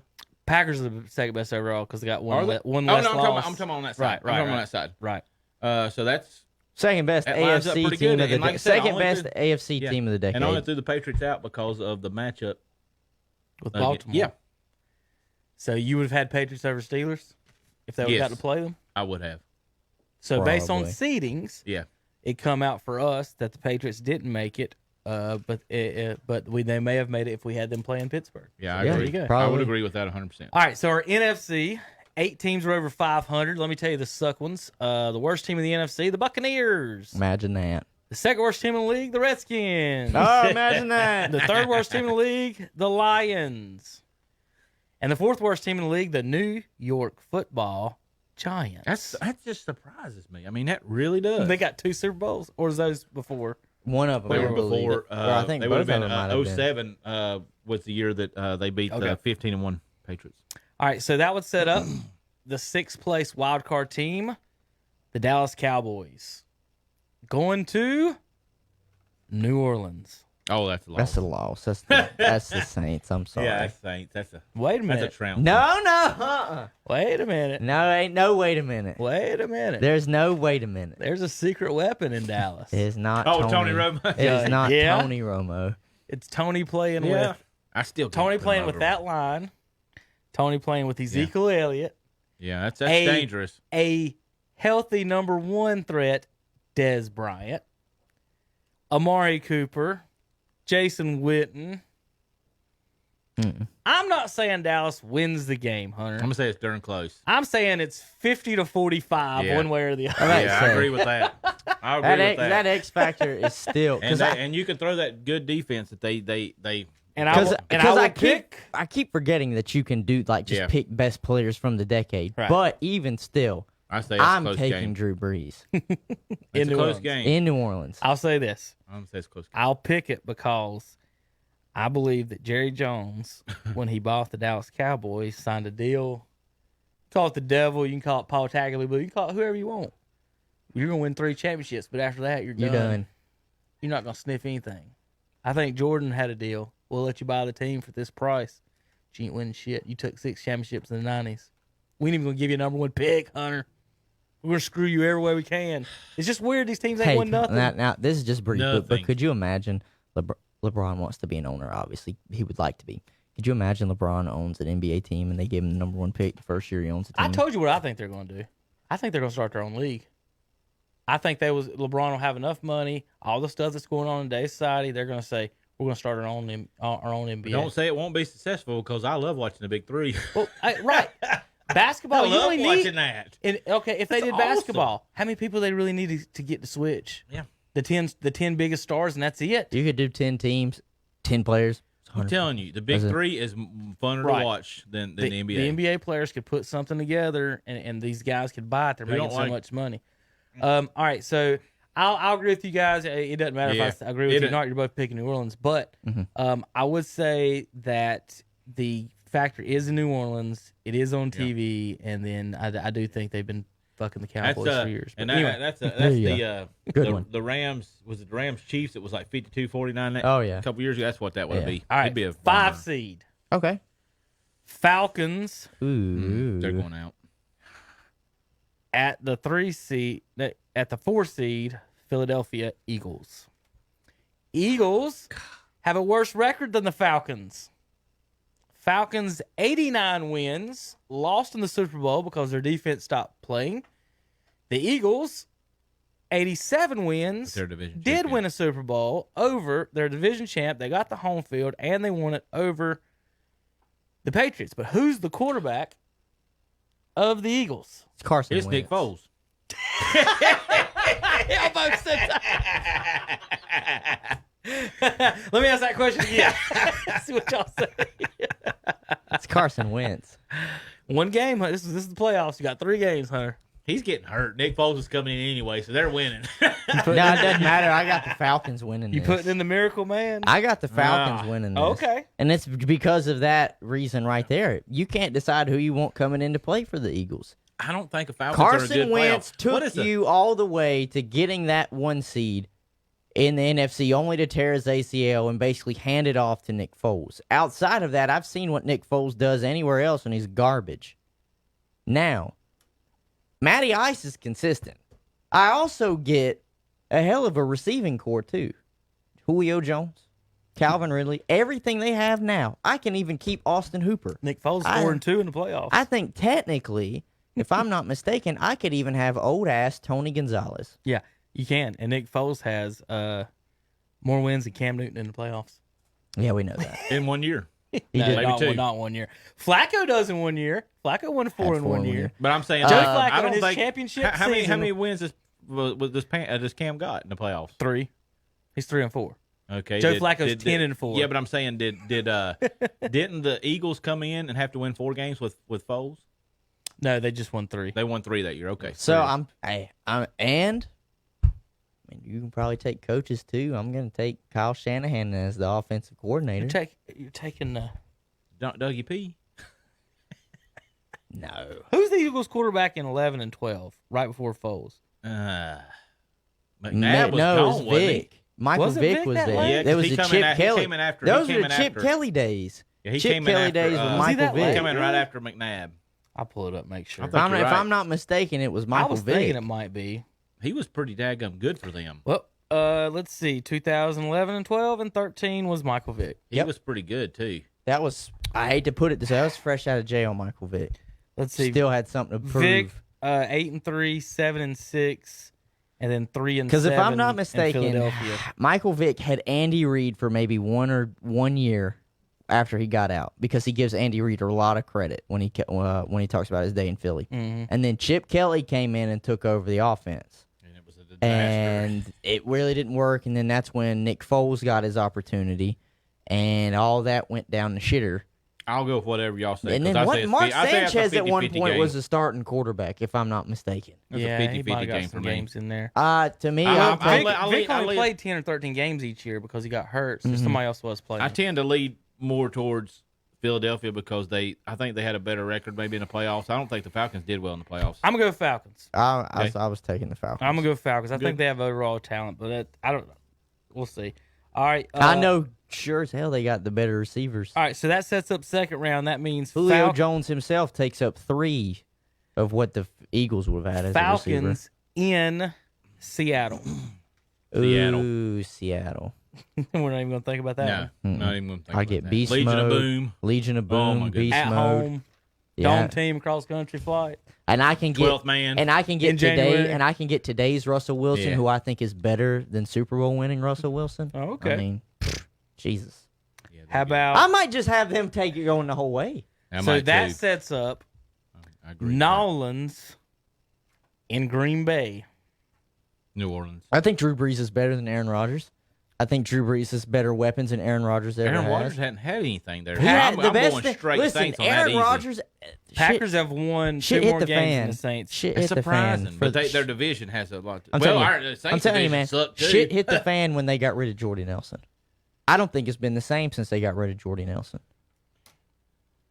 I mean, I'm not saying he was a huge X factor. They were but good buddies. They were, yeah. I think that was what caused the biggest rift. Besides them moving off of, I think it was his quarterbacks coach that he was working at. They replaced him. That's something that he was really close with. And then they moved Jordy Nelson. So I think there's always going to be a slight rift between him and Green Bay. But I'm serious. I think it's hard for me not to pick New Orleans. And what's so funny is they won their Super Bowls year after each other. New Orleans won it in 2009, and then 2010, Green Bay won it. Aaron Rodgers got his only Super Drew Bowl win. Brees has got his only Super Bowl win. Imagine that. Drew Brees only got 1 Super Bowl. And I mean, no MVPs. Yeah, he's kind of got. Russell he got, Wilson he doesn't got have bad an luck MVP. on some Russell of those. Wilson doesn't have an MVP either. Doesn't even have an MVP vote. Yeah, he don't even have a vote, Zach. That's crazy. I know. I think that's the most outlandish thing. But if we're going between the two, because there's one thing that I think New Orleans has done, at least over the years, that Green Bay hasn't done until maybe last year, and that's actually try and put defense together. Didn't the Packers The pull that? Packers ain't done shit for defense. Didn't the Packers pull that amazing play against the Saints? Wasn't that the same thing that happened a couple years ago where they got moved? He threw that unbelievable pass and they passed. It wasn't against the Saints. You talk about like a Hail, Hail Mary, or Mary, something? yeah, at I the end can't of the remember game if it was against the Hail Mary. Saints. I don't know. I'm pretty sure it was Because I'm just. No, I'm sorry. That was a Vikings play. That was a Vikings play I was thinking about where they just miraculously. Yeah, it was the Minnesota Miracle. Yeah, I was thinking that was Yeah, Green that was Bay. the playoff So, game. No. I'm about that. so. If you ask me, I'm taking the Saints. Yeah, I am too. Yeah, I would take the Saints over Green Bay, even if it was at Green Bay. I like Sean Payton. So you I both wish he got was our coach. So we've got Saints and Seattle. I'm taking Seattle. I'm taking Seattle. Well, I don't even guess to get a chance to answer the question then. What would All you? right, so- What would between I those don't think two? it's overwhelming. The New But Orleans isn't is it- really powerful. If it's it's- New Orleans, I'd it's pick New Orleans. offense I was about to versus say home it's field. in I'd probably Seattle pick home though. field. It's in Seattle though. I'd probably isn't pick it? home field, yeah. And it's that defense versus that offense. It's juggernauts. So then you got, all right, guys, Steelers and Seahawks in the Super Bowl. When did Troy Polamalu retire? He's in there. I'm He's taking still the there? Steelers. I don't want to because I I don't hate. either. I hate 'em. cannot stand the Pittsburgh Steelers. That's weird. I Who you They can't. got? never beat the Redskins at anything. I know, but I It's like, can't. they beat Dallas twice. They I cost us 2 can't. Super I Bowls. can't stand them. I can't, man. Polamalu played in this decade. Shit. Yeah, 4 years, 5 years.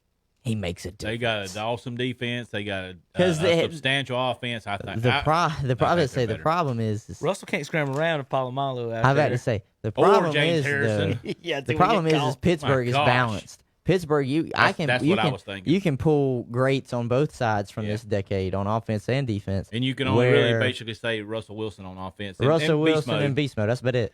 Wide receiver wise, maybe Doug Baldwin. Yeah, Doug Ball was pretty good. Because Warren Robinson even played for the Seahawks. because even then Jimmy Graham did? went there Warren for Robinson. Jimmy Oh, Graham yeah. went there for a minute and they didn't even use him They like didn't they even do used him in New Orleans. So All right, guys. So our all-decade championship predictions, runs, fictitious, whatever. it's simulated. The way the playoffs went for us: Kansas City over Denver in round 1, Baltimore over Indianapolis. Round 2, Baltimore over New England, and Pittsburgh over Indy, then Pittsburgh over Baltimore, Pittsburgh to the Super Bowl. In the NFC, we had Dallas losing in New Orleans. Then we had the Falcons winning on the road in Philadelphia. Then we had Atlanta going on the road and losing in Seattle.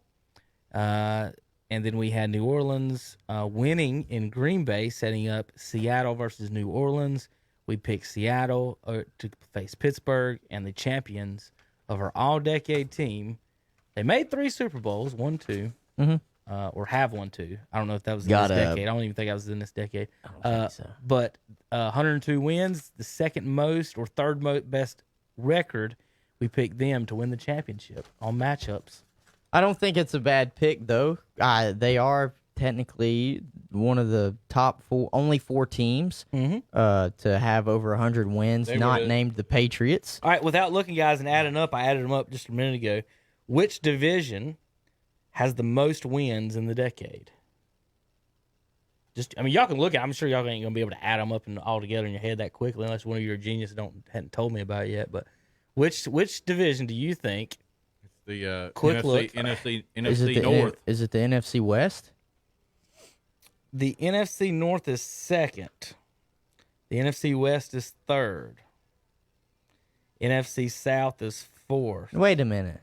Is it the damn AFC East? AFC West is fifth. No, I said is it And the number AFC one East? is the AFC East. It's because the Patriots the have got Patriots so many. have been so good, and Oh, my 3 God. teams. So, You've got 3 of the 10 they're like worst. You got 3 of the mediocre. 10 worst records in football in that division, and they still have the most wins by all the divisions at 335 wins. 331 for the NFC North. 4 behind them, 7 behind them. The NFC South.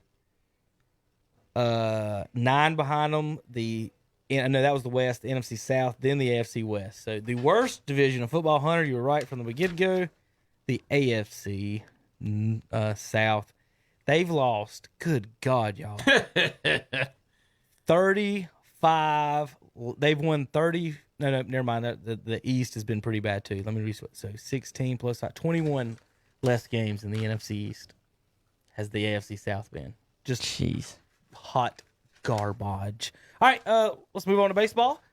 Baseball time. I got my Cardinals hat on. We might play some baseball this year. The Cardinals guys have tested fine. They seem to be okay. Zach Adam Wainwright said he's going to jerk some knots and some asses if they act like fools, the young guys. This is what I want to talk about before I got into my stats, guys. Official, August 13th. Are y'all ready for what's going to happen August 13th? Maybe. Depends. What is it? The St. Louis Cardinals will be facing the Chicago White Sox. Does that sound exciting? No. But go on why it should be. It's going to be exciting because they will be playing Hunter. Ladies and gentlemen, boys and girls, children of all ages, at the Field of Dreams. This year? Yes. Well, that's real nice. St. Louis Cardinals versus the Chicago White Sox. Field of Dreams this year. Of course, no fans, obviously. But they'll be hitting long balls into the cornfields in Iowa on August 13th. That may be the most watch baseball game of the year, maybe ever. What do you think? Dingers. I think it'd be pretty fun. I think it'd be really fun to watch. As a Braves fan, both of you, do y'all ever watch other teams play each other for any reason? If it's on. I Yeah. don't. I do. Sometimes. I honestly don't. I I watch, watch Cardinals and Cardinals only usually. So I was just wondering. If it's an intriguing matchup, like maybe the Dodgers somehow are just going to play the Yankees. Right. I'm like, okay. I was just wondering if it was like, or if there were people like me that might say, I'm going to watch this game. I think no matter what. I think baseball is just regional, really. And you're just mostly watch fan Red base Sox, Yankees, because there I hope are they so both many lose. games. Yeah, I might I wouldn't watch. if it was They both Yankees Red lose. Sox, I wouldn't watch it. You wouldn't watch it? I wouldn't they watch both it. lose. I would tell them to go kick rocks. Why are the Boston and New York teams coming out to the Midwest to play? Right. This should be Kansas City and not the White Sox, but we'll do whatever we can. We'll take whatever Now, we can. I'll say this. I wouldn't watch a game if it was like Kansas City and Colorado. I wouldn't watch it. I wouldn't watch it. just because I mean, On the Field of Dreams? yeah, I mean, And back in the day, because when, it's got to be a draw. You got to have a name that's kind of got a large fan base. Well, so I was gonna say to put it in an older perspective, I would watch when Arizona would play. I'd pull up if Randy Johnson was on the mound or somebody I was wanting to see pitch. Because I like to watch good pitchers. Well, there's the view from down the left field line. There in Iowa, there's the farmhouse in the background, and should be exciting game. I can't wait. August 16th, Cardinals and White Sox on the grass. Field of Dreams. You going? Dad said he's got tickets. Had to buy a bushel of corn, didn't you? All right. So, can I break in? Sure. Yeah. Calvin's gonna break in a minute. Hunter, turn him on. All right. You guys are the younger generation. Yeah. yeah. See if I can find Tom's thing. I was approached with this. Ladies and gentlemen, Oh, God. the Calvin Hastings. Yeah. All right, you're the manager of your ball club, baseball team. You're at the bottom of the ninth inning. Seventh game of the World Series. You're winning by a run. But the other team has loaded the bases and there's 2 outs. And the other team's number 1 hitter is coming to the plate. If you had your choice of any pitcher in the history of baseball to bring in relief for one batter, who would it be? So we're tied, and we got No, you're up You're by up one. run. we're up You're by up one. by and the run. bases- Bases loaded. bases You got loaded, bases 2 loaded, outs. 2 outs. Best and their hitter on best it. hitter on the other team's coming to the plate. What think- pitcher Well, I know what I'm do you saying. bring in? I might bring Randy in. It don't matter who it is. You got the answer right. I might bring Randy Johnson. Randy Johnson. That's the answer. I might bring Randy Johnson. You guys going to Randy Johnson? If I need- It was either him or Nolan Ryan. One batter, left-hander, 100 miles per hour. It's Randy Johnson's the If I answer. just need somebody, I was going to say, just throw gas and just don't mess up, just nice and rested, Yeah. bring in Randy Johnson. Randy Put John Johnson. Smoltz in though. That's pretty good. No, I was thinking of Greg Maddux Yeah, Maddox. because he's not gonna walk anybody. No. He ain't So- gonna walk him. That's true. but the batter might hit it 700 feet if he throws. Kevin is not a Maddox fan. If he so throws he's it- not taking if he Greg throws it Maddux. anywhere near the plate, Kevin- Bonds is Or- going to hit it in the water. Or I may bring in Bob Gibson. Yeah. Yes, That might be a good one too. Gibson and Since Ryan. you're For wearing a Cardinal Gibson and hat. Ryan for right-hander, but Randy Johnson is going to scare the crap out of the lefty for Yeah, one batter. He's 7 foot on. You're going Set to on hope the mound. guy's a righty. And they're in their prime. Now, Yeah. All right, if the now, bat- let me now, turn let me the- check- let me- I got one thing. If the batter's Mark McGuire, though, no Randy Johnson. He hit one like 600 feet off him one time. Now we're gonna turn it I around. wouldn't even mess with it. You're the manager of the other team. You've got your trail by a run, bases loaded, and you're going to pinch hit with any pinch hitter in baseball history. Who's coming to the plate for that base hit, or who's coming to the plate to get that base hit? Bonds. Griffey. Pete Rose. That's, Yeah. maybe. Can't miss on that one. I mean, Maybe, he's but got I'll the tell you- hits leader. I Or- mean, or- hey. he just got to put in play. I like Tony Gwynn. Yeah, I like Tony. That's Gwynn. my number 2. I should have worn my Tony Gwynn shirt That- today. I got There my you Griffey. go. I got my There you Griffey go. one on, but I could have. Gwynn's Tony my Gwynn. number 2. I mean, Who's he's number gonna one? Be, what's The number 1 is the reason because Tony Gwynn's fat ass can't beat out a bunt or a chopper in the Ricky infield. Henderson? No. Tony Gwynn couldn't beat out a chopper in the infield. But another left-hander that was just as good as Tony Gwynn could, Ichiro Suzuki. Yeah, he's gonna have some hits. I'm putting in. You got to get a hit. If I'm going Gotta to get a hit, a If man he on can base, put it in play. I'm putting Ichiro because even just- if he hits a just- chopper, You just got to he get can it. You still just got to beat get it in. He can even hit a bunt. He can even bunt it and get the guy in. I'm taking See- Barry. And I'm surprised maybe it's people like Willie Mays, Hank Aaron. Well, you mentioned Bonds, Babe Ruth, Joe DiMaggio. None of those guys were mentioned.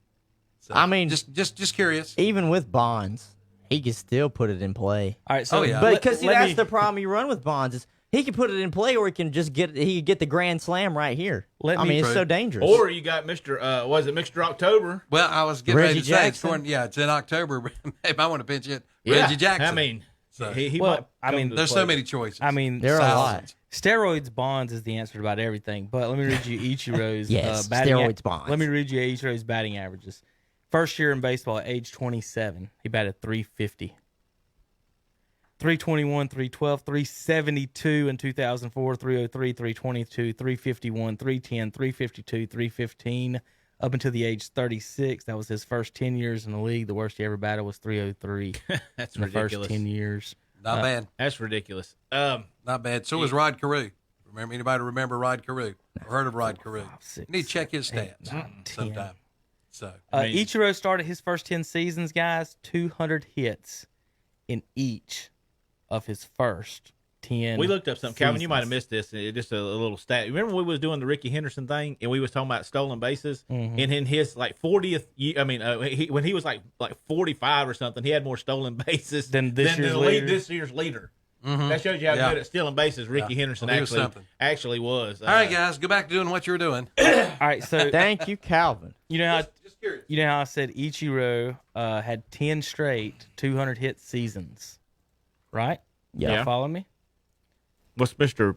Pete Rose got? Mike Trout, you know what I mean? He's got Of what? 200 hit seasons. 0. None. None. I was saying none. Ichiro had 10 straight. None. And guess what? 10 If I'm not mistaken. Straight.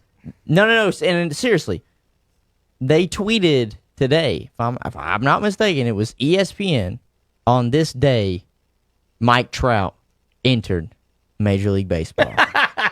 Yeah, Mike Trout made his MLB debut for the Angels 9 years ago today. Shit. He's put together quite a resume during his time on the West Coast, and this is what they said. 9 years with the LA Angels, 2012 American League Rookie of the Year, 8-time All-Star, 3-time American League MVP, 7-time Silver Slugger Award winner. That's all they put. I'm surprised they didn't put WAR. Where's his playoff wins? Oh, they didn't. They Where's his made playoff sure. hits? They made sure they didn't Where's his add playoff that. home runs You and know runs? who made a great point about that? Colin Cowherd. He said, "Look, he was making the point about why Patrick Mahomes was worth every penny that they've paid him. He said because he is the X factor on that team. He said Mike Trout's getting paid $400 million like in his total salary. He said he hadn't won a playoff game. That's exactly what he said. He said he hadn't even won a playoff game. Yadier Molina is the X factor for the Cardinals. He should be paid more than anyone else. And I like kind of what they're saying is that the best player, the X factor of your team, being the highest paid player as opposed to what a market says a center fielder or a first baseman or somebody should make in that situation. Because Tony Gwynn had 5 200 hit seasons, two that were 197. If Mike Trout was that big of an X factor, then my God, he would have already had a World Series. See, my whole thing with the Trout stuff, and what you just said, you can make the argument that a single baseball player cannot affect a team's win, but you can't make the argument that you're the greatest baseball player of all time and haven't won a single fucking baseball game in your career. I mean, playoff game in your career. That's true. You can't make that. Is that the King Griffey Jr. thing that they tweeted out last week? Griffey, he had 7 40 homer seasons, the most by any center fielder. One guy commented on the tweet that Trout's going to break that. Yeah. Trout's played 9 years. He needs 36 to beat that. 36 years to beat Griffey. King Griffey Jr. had 10 straight Gold Gloves. Trout 0. Like, again, it's so because I weird. want you to think about it. The only reason why they're even bringing up the Patrick Mahomes versus Tom Brady thing is why? Because he won a Super Bowl. He had an MVP in his first real starting season, and the next year he wins a Super Bowl and a Super Bowl MVP, which is, if you do that longevity-wise, it's going to equal to be one hell of a career. But we've already seen 9 years of Mike Trout. And what have we got? And what have the Angels done with him since? Just made him the highest paid player in the league, but as a team, they've done nothing. And the X factor in football, of course, is the quarterback. We can all agree the X factor is the quarterback. In baseball, it sure as hell ain't your center fielder. The center fielder is not changing the game. Again, it really real isn't. quick. The pitcher is changing that game. King Griffey Jr., no home run, no world championships. Right. Mike Trout, no championships. Ichiro, no championships. Barry Bonds, no championships. Tony Gwynn, no championships. Almost every person we named. They wanted to be the highest paid player, and it was the outfielder. Robinson Cano went to Seattle, got a bunch of money, no championship. When your best player is shitty team. The outfielders, you're not winning championships. It seems like. I mean, it's just who just won it last year? What was Soto? What does he play? Technically, the best player that they had was their third baseman for the Nationals. Oh, you're talking. I was thinking Astros. I was talking about. I was so thinking about Astros. Even then, you could argue it was either Bregman or it was Jose Altuve. I think it was Bregman, but and those are infielders. Yeah. They're your infielders. I mean, Gaudier's the team's only had one losing. and season. I don't want to hear this thing, and I don't want to hear you say it takes a team to win in baseball. It can't just be Mike Trout. Well, it takes a fucking team to win in football too, but at least the X factor means something, and they usually pay the highest payer, the best player on your team, that kind of money. I got a buddy of mine that's a really good baseball fan. His name's David Searcy, and I posed the same question Calvin did. He says he's thinking. So I'll give him answers in a minute. He's thinking about who his pitcher is going to be. It really shouldn't be that much of a thought. Okay, so here now we're going to go to my next project here on the baseball thing. See if I can. Oh, I just stopped recording for no reason. Then I'm trying to hit studio mode. Why would they put those right next to each other? I don't know. I don't know. It's a design flaw. It's a design flaw. Quite a design flaw. So I put together. So the kids like to do the stats with WAR and figure out some other things here and there and whatnot. So I decided to put some of my own stats that we can add together, Hunter, and let's see what I came up with here. So what I did is that people will add on base percentage plus slugging percentage, or add whatever. I've been thinking, like, what do you want? Like, what do we argue about when we talk baseball players? Well, who are the best baseball players? What do they do? Well, I've contended for a while that the best hitters are the ones who hit doubles and home runs. Mm-hmm. Okay? So what I've done is decide to start adding these together and see what it would look like once we put some of this stuff together. Yeah. So here's our list, and we have ours right here beside us that we can go through. So what I did here is on the far right, you'll see this is all There's time. a name on there I never thought I'd see is Craig Biggio. Good Lord. I never thought I'd see Craig Biggio It's hard for come me to up see there. that anyways. I definitely can't see the right side. Zach, you have it right in front of you on a sheet of paper. That's awesome. That's what I handed to you. Yeah. All right. So all-time doubles plus home runs combined. I did that one. That's the one on the far right. So I always say home runs and doubles are your best hits. That's what you look at. Most people average right at 40, the all-time greats. And then on the outside, I put their batting average beside them just to give us an idea of how else they contributed to the game. So let's look at all-time doubles and home runs. So this is just power. This is swinging the bat. This is hammering the baseball. So these are your best all-time at hammering the baseball, according to me and according to the stats of home runs and doubles. So Hank Aaron was number 1. Barry Bonds 2. Pujols 3, the only 3 players in baseball history with 1,300 combined home runs and doubles. A-Rod 4, Ruth 5, tied with Stan Musial. No, that's a mistype. Musial 6. I thought that was 12-20, that's why I put that 5 there. So Musial 6, Willie Mays 7, Ortiz 8th. That one surprised me. I didn't think he would have the doubles. King Griffey 9th, and Rafael Palmeiro 10th. Our top 10 home run doubles plus home runs. Zach, are any of those guys bad baseball players? No. All right, let's start at the left. Well, you got Big Papi, and he don't really play. He's the not really a field. baseball He's a DH, player. so I'll give a D. Yeah. How about this? Well, I'm gonna go through the rest of them. You tell me when I get to someone who's not a good hitter. This next one's underrated. Frank Robinson, The Adrian tank. Beltre, Carl Yastrzemski, Eddie Murray, Jim Thome, Miguel Cabrera. Thome's got 600 home runs. That's why. Ted Williams is 17th. Lou Gehrig, Reggie Jackson. Y'all mentioned him. Chipper Hunter is 20th all time. Yeah. 21st is Frank Thomas. 22nd, Dave Winfield. Manny Ramirez, 23rd. And surprising me was Carlos Beltran squeaked in there at 1,000 exactly. I'm surprised that Frank Thomas players. is here as well, because how you put with David Ortiz, I'm surprised he got the doubles. Yeah. Frank Thomas is massive. Oh, he's huge. You know why Frank Thomas got the doubles, I would say, and Zach probably agree. He hit the ball so damn hard. He bounced just off the bounced. wall. Right. It's just rolling around or Yeah. whatever. So, Yeah. who else has gotten a lot of his doubles down the lines? I'm telling you. Yeah. Like he just And pulls one it's down a the bullet. line and he makes it into the They corner. gotta run for you're it. walking for a double. Chipper being on the list, you proud of that, Hunter? I'm very proud. All right, how about this? The worst batting average. We've got 2 Braves on there. You do. The worst batting average Surprising. on the sheet Mr. October.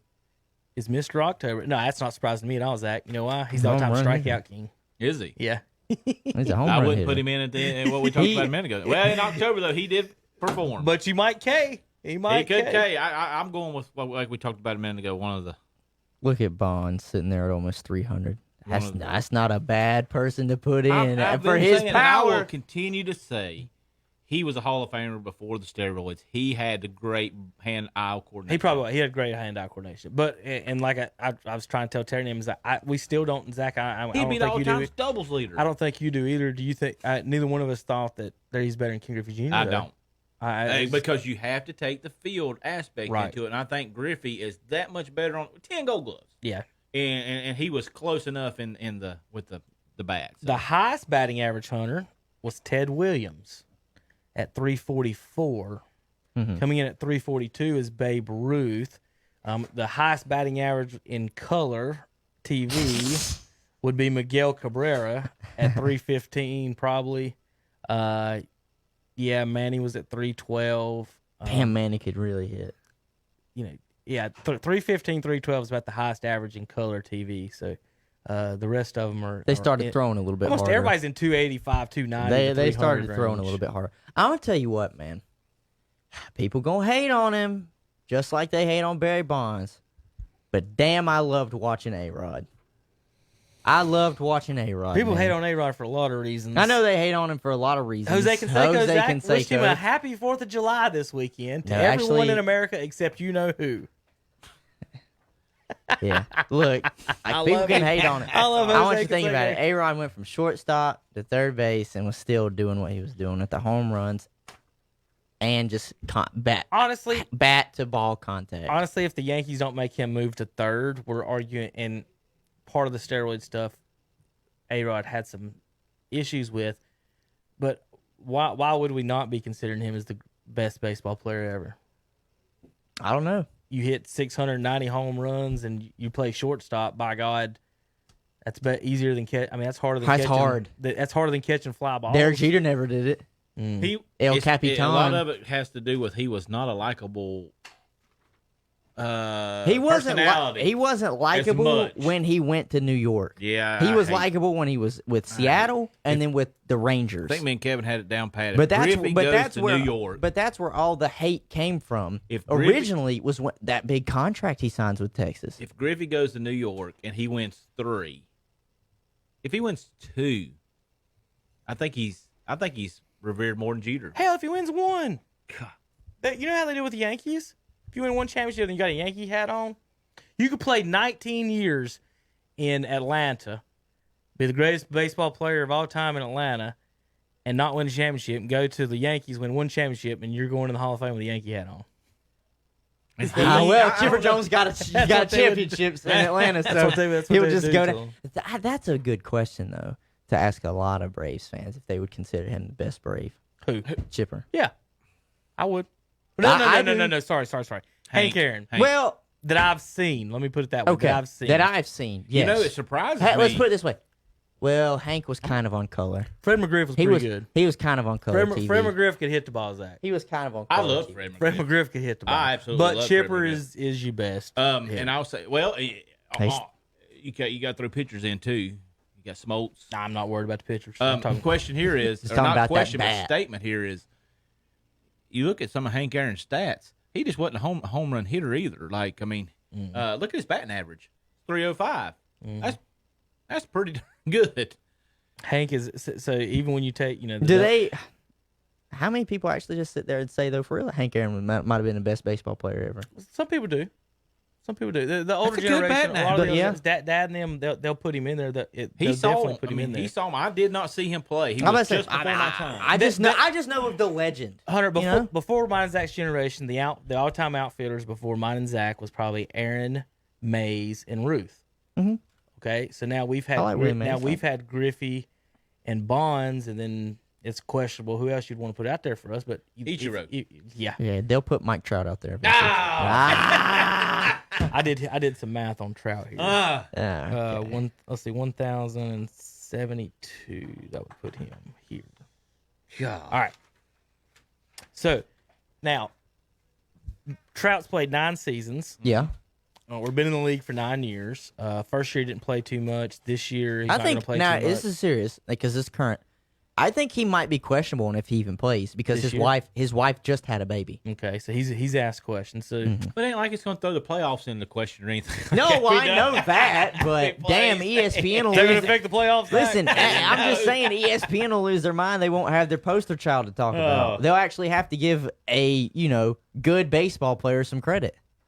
So before I get to the other I list, take that back. They'll take Bellinger out of L.A. They'll keep their love to some L.A. player. So before I get to the other list, one thing I want to mention about this short season, Zach, and these all-time stats is going to rob Albert Pujols. Oh, yeah, it is. So Pujols right now, home run list is 6th. Okay, he's 4 behind Willie Mays, and he's 40 behind A-Rod for 4th.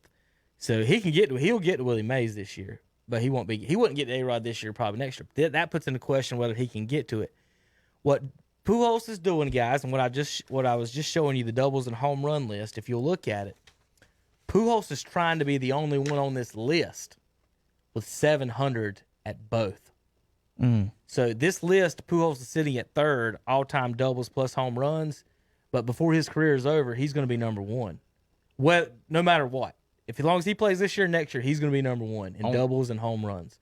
So, and he could be the only player in baseball history with 700 of each. So that's the thing that you got to look out for Pujols in this. He's losing at bats, he's losing things like that on the all-time list. So let's talk the other list for you. Yeah, folks but I'll tell you what about Pujols. If it just comes down to his age, then that would be the only factor against him because a lot of these guys aren't even playing anymore. He's not really fighting other people you're for right. stats. He's not really fighting other people for stats. So No. This will go up just a little bit more, even if it's for this shortened season. Unless he just calls it quits, then absolutely. It doesn't matter if this season's shortened. It just might take a few extra games next year. Maybe a it year. helps him be a little bit more healthier, missing a lot of this. All right, so the next stat is a little more in depth, Hunter. I'm gonna explain it a little bit more, because the Trout fans love to say that getting on base and scoring. Oh, runs they like the war. Getting on base and scoring runs is more important than knocking those guys in. So I don't know how those guys are going to score without the guy to knock them in. They can figure that out however they want. Right. So I just gave you the guys who knocked them in, the doubles and the home runs combined, right? And we didn't say a single one of them was a bad player. So this stat is RBIs plus runs. So how many runs you knocked in plus how many you actually scored. So does that not cover both bases? How many runs I scored and how many other runs I scored. Yeah. Okay. Yes. But I understand that as a purist. But we minus the home runs. Okay. So because the home runs would be counted twice in runs and RBIs. So one of them we got to take out. So we minus the home runs. So this stat is RBIs And runs. plus runs, basically. That's it. It's how No many home runs. How many guys you've scored and how many guys you've knocked in total. So how many runs you've produced as a batter in Major League Baseball Because guess history. what, people? That's how you win the game. You score runs. So the other list was Hank Aaron, Barry Bonds, Albert Pujols, A-Rod, and Ruth. Then Musial, right? Yes. Aaron, Bonds, Pujols, A-Rod, Ruth, and Musial were top 6. Yes. And guess what? I see a lot of them on this other list. Hank Aaron was 1 in the first one. He's 2 in this one. Ruth was 5. He's 3. Bonds was 2. He's 4. Musial was 6. He's 5. A-Rod was 4. He's 6. So basically, the top 6 hitters are all the same except for one name. Albert Pujols drops down to 10th, and the number 1 on the all-time list of RBIs plus runs and minus home runs, folks, is Ty Cobb. The guy that I sent the message to who had put it to plate, he said Ty Cobb. Did he? Yeah, so that lines up with this. Dad said Pete Rose, he's 8th. So this list, I had to find a different list to add these up. I had to find the all-time runs scored. So there's a bunch of guys on that list who scored a bunch of runs who didn't really hit home runs or doubles or knock people in. So this is the mixture of everything. So I've given you 2 lists. I've given you doubles and home runs, so who can smack the ball. And then I've given you the run producers in baseball history. These guys have produced the most runs.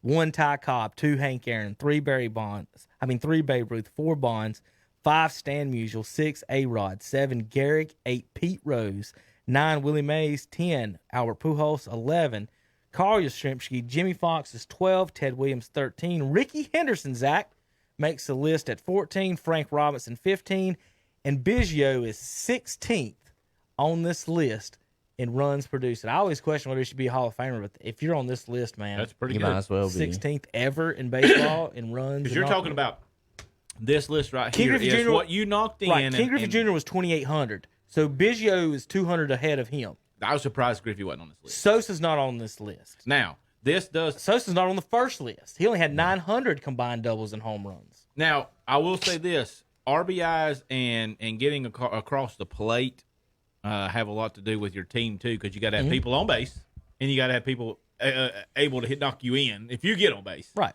So you do need a little help for this one, but that's pretty impressive.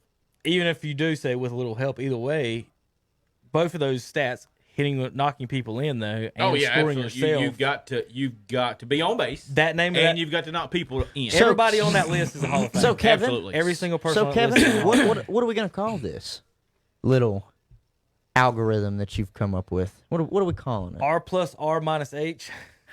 We're not.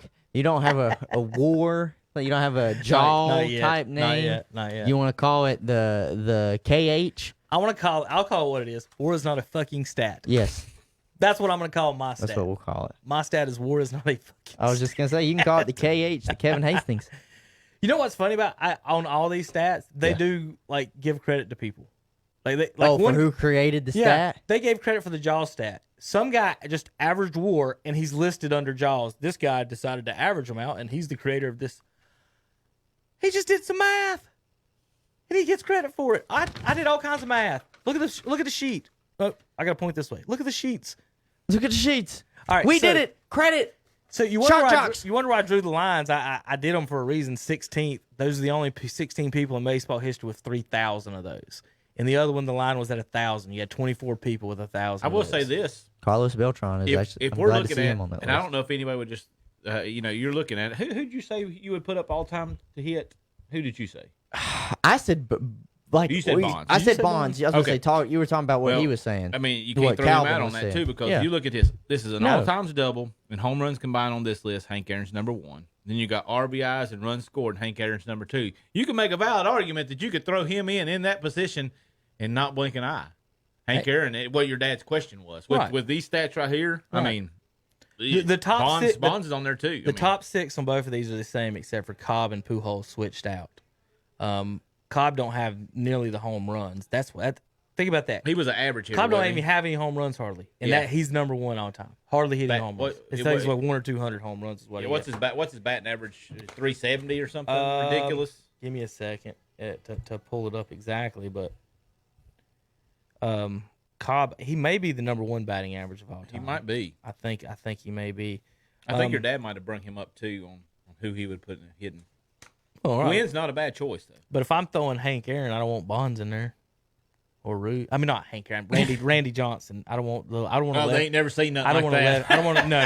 No. I don't want a lefty in there. I don't Could want you a lefty at all. imagine? Yeah. A-Rod. Let's put Hey, A-Rod in there. That would probably. He's a choker. His swing is so long. He's a choker, dude. He always choked. Dude, at that he's a moment. choker, and he's got these numbers. I Zach, you're understand looking that, at the- but I've Look seen him at the choke in a play- numbers! I've seen him choke so many times in the playoffs, man. Look at him. Ty- a choker. Ty Cobb batted 366 with 117 RBIs. Well, shoot, if I want to talk, Hunter, about, you can What was almost- his batting average?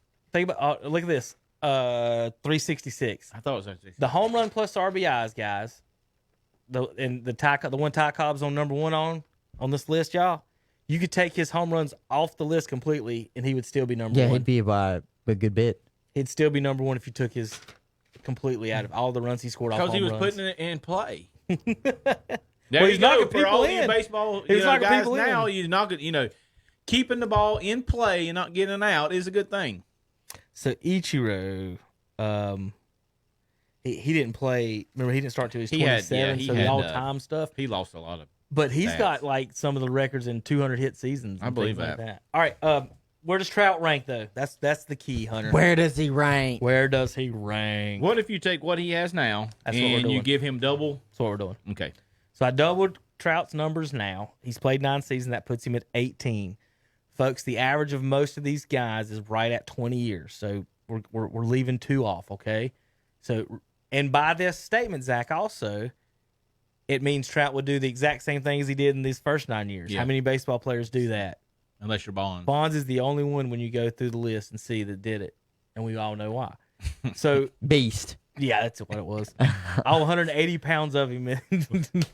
that what they call that cream that he was rubbing on him? Probably. All right, Balco stuff. So, Trout We can name this the non-Balco stat. in the I don't think so. in the all-time doubles and home run list, okay? All-time doubles and home run list.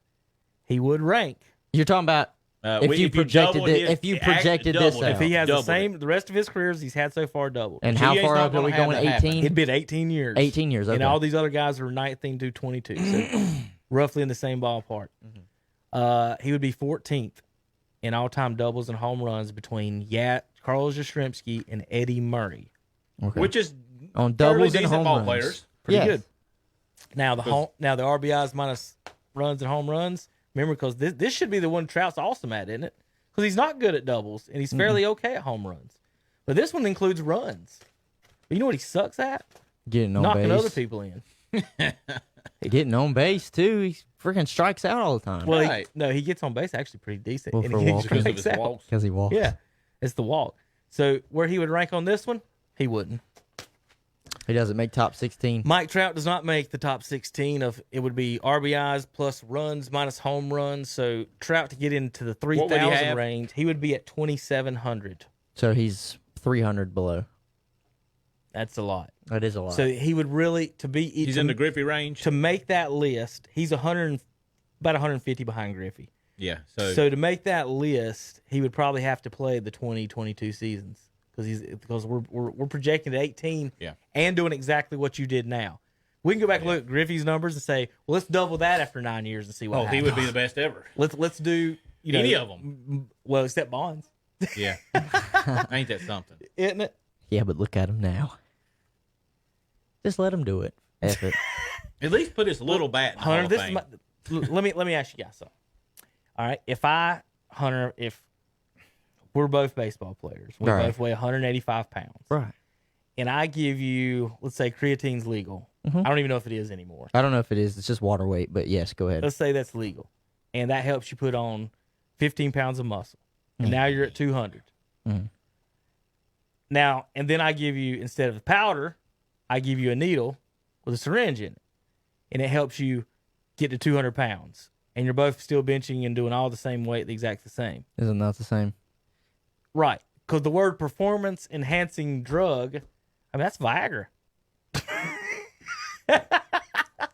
What you know what I mean? Why- Like, what line are we at of what's performance enhancing? Because Why does they Mark- all take. You mean something. I can't take a horse steroid and Right. just be fine? Why does Mark Martin's race car have to come into this? So, Zach, if you take a steroid and it does it automatically give you muscles, or do you not have to work out? Hell, you have to work out or else it turns into Oh, fat. you're gonna Okay, look. so It's just fat. So all right, so And let's, water. So let's look Fat at and let's water. look at McGuire. If he's with if he's creatine. just taking steroids and not working out, that doesn't make him a better baseball player. Just taking the steroids, right? But taking steroids and working out makes him stronger and healthier. Okay. Does being able to lift all those weights help him hit the baseball? No, I've always said it. So- I've said it. I have argued that it technically could make it worse So- because you almost have to reteach you're yourself the tight. swing because you're just so much bigger. The thing with me, Your arms might not be able to extend what the they thing were. with me on the steroids, to me, and see if Zach kind of agrees with it, and how you can look at Bonds and McGuire and Sosa and all of them, is it helps you get the extra 20, 30 feet. If McGuire's already hitting them 500 feet, He's just going What to go the- what the hell does it 530 matter? feet. He goes from being the all-time Right. doubles leader to the home run leader. for example, Zach, Well, that's Bonds. right. Yeah. For example, Zach, on McGuire's 60-second home run, right, it barely scraped over the wall. That one right.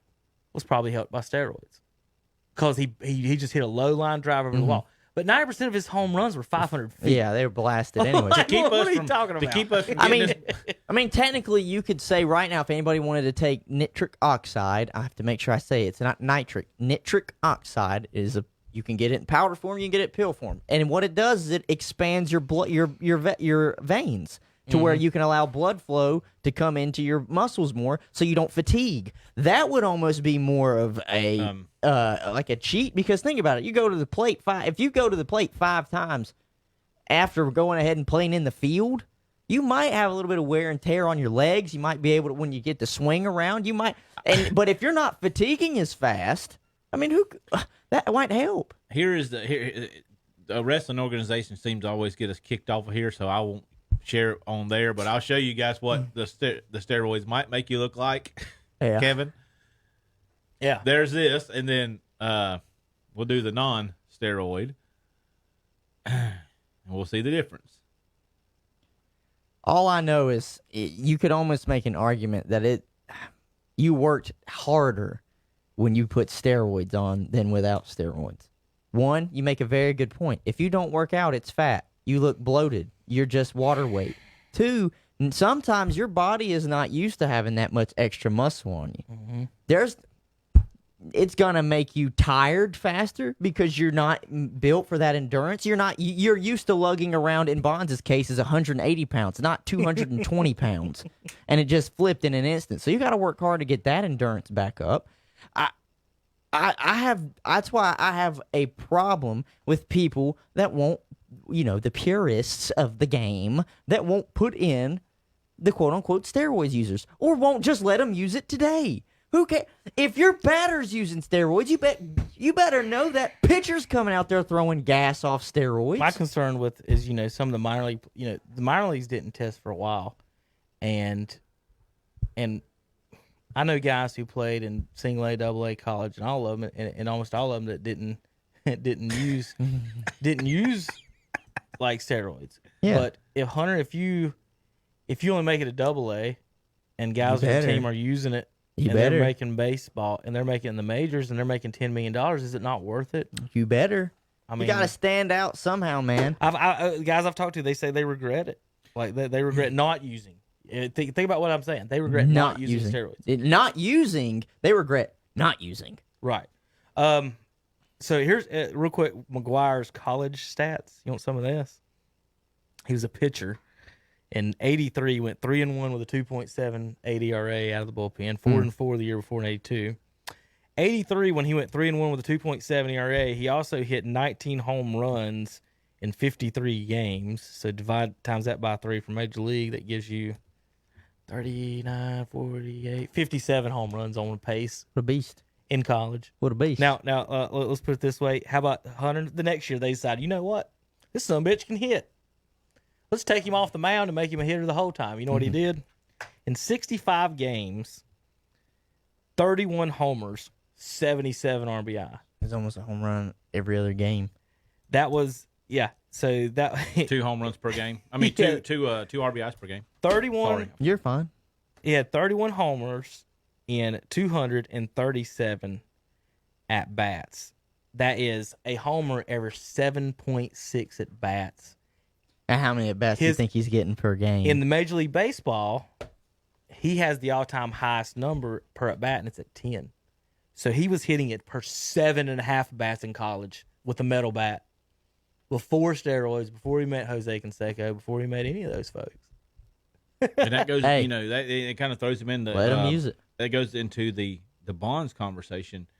I thought McGuire was a Hall of Famer before all this stuff. I think they're both getting. I think they're getting the raw deal. And with Jeff Bagwell's in there, I would still put him in. No questions asked. I wouldn't even think about it because everybody was juicing back then. Lump them all together, they were still good. I mean, you could easily break the Hall of Fame up into decades. It ain't that hard. All right, Zach, in 13 years in Seattle, Griffey had 417 home runs in 13 years in Seattle. Batted .292 with 1,200 RBI. I think one thing, Hunter, you brought up earlier about Trout too, is his strikeouts are so egregiously out of the ordinary that it's hard not to even look at that and be like, dude, you struck out a billion times.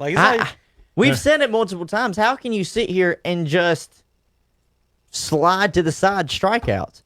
If your dad didn't pull your ass to the side because you went 0 for 3 at the plate that day, then guess what? God forbid you watch a strikeout. Oh, no. You don't even make it to the dugout where you're getting your ass chewed out. You know what that is, Zach? That's when you say, well, son, you owe me the $5 for the ticket. I had to pay to watch you watch the game, too.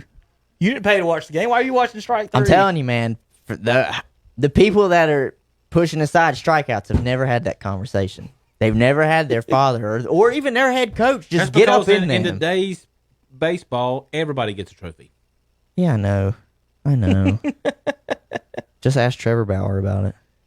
I mean, that's what he wants. I mean, I'm gonna pull up a couple quick stats here before we round out the show. All-time strikeouts leader. We talked about this earlier. Is Reggie Jackson. Jim Thome, is he still active? He's not active, is he? Okay, he quit before he broke his record. Yeah, he was a strikeout, but He was only 49 strikeouts shy. I bet Sosa's I bet that's when you retired. He saw that and I bet said, Sosa's high up on that he list. said, "Man, I'm underneath 50 now." Not really, Zach. No? He didn't play that much. Adam Dunn. I'm going to take that back. Sosa's fourth. Sosa's fourth. Because I remember him striking out a lot. He is fourth. Go in the hallway real quick and look at his numbers against McGuire. He struck out like 150 times that year. McGuire was like 77. Like Sosa's, wow. you're right about that. You are right about I that. just remember him just swinging and missing. Swing and a miss. He did a bunch. So Swing him. Hey, Euchre, remember Euchre on what is it, Major League? Swing and a miss. So Hey, Ferris Bueller. One, Hey, one, batter, times swing. So, Batter. so Hunter, we're looking at the all-time strikeout list, right? So Yeah. 1's Reggie Jackson, 2's Jim Thome, 3's Adam Dunn, 4's Sammy Sosa, and Zach, Mr. Choker himself. Alex Rodriguez. A-Rod is 5. Told you I remember him swinging and missing. Zach's a lot of he's times. on point on these, Hunter. He's nailing the strikeout, Hey, man. guys. Galarraga is 6th. That don't surprise me. He was good for a very short time. This right here will not surprise you at all. Number 7 on the list is Jose Canseco. He'll good as he was. put a breeze in the park, Hunter. I could not remember. He would give the other team another home run with the ball off his head. Willie Stargell 8th, Mark Reynolds 9th, Curtis Granderson is 10th. I'm surprised about Willie Stargell. Like Mike Schmidt 12th, Fred McGriff 13th, Schmidt. Well, if he keeps on pace, Jeter is 16th. Oh, is that what you want to no, give I'm me to just answer this saying, one? if, You if wanna know where he Trout's is gonna if be? he is on pace, I got it. where does Mike Trout finish? And If again, now this is if he only plays 18 years, not if he plays the whole 20 and these other guys are playing, right? Yeah. We're just doubling what he did. just doubling what he's done so far. Please say he's won. 6th.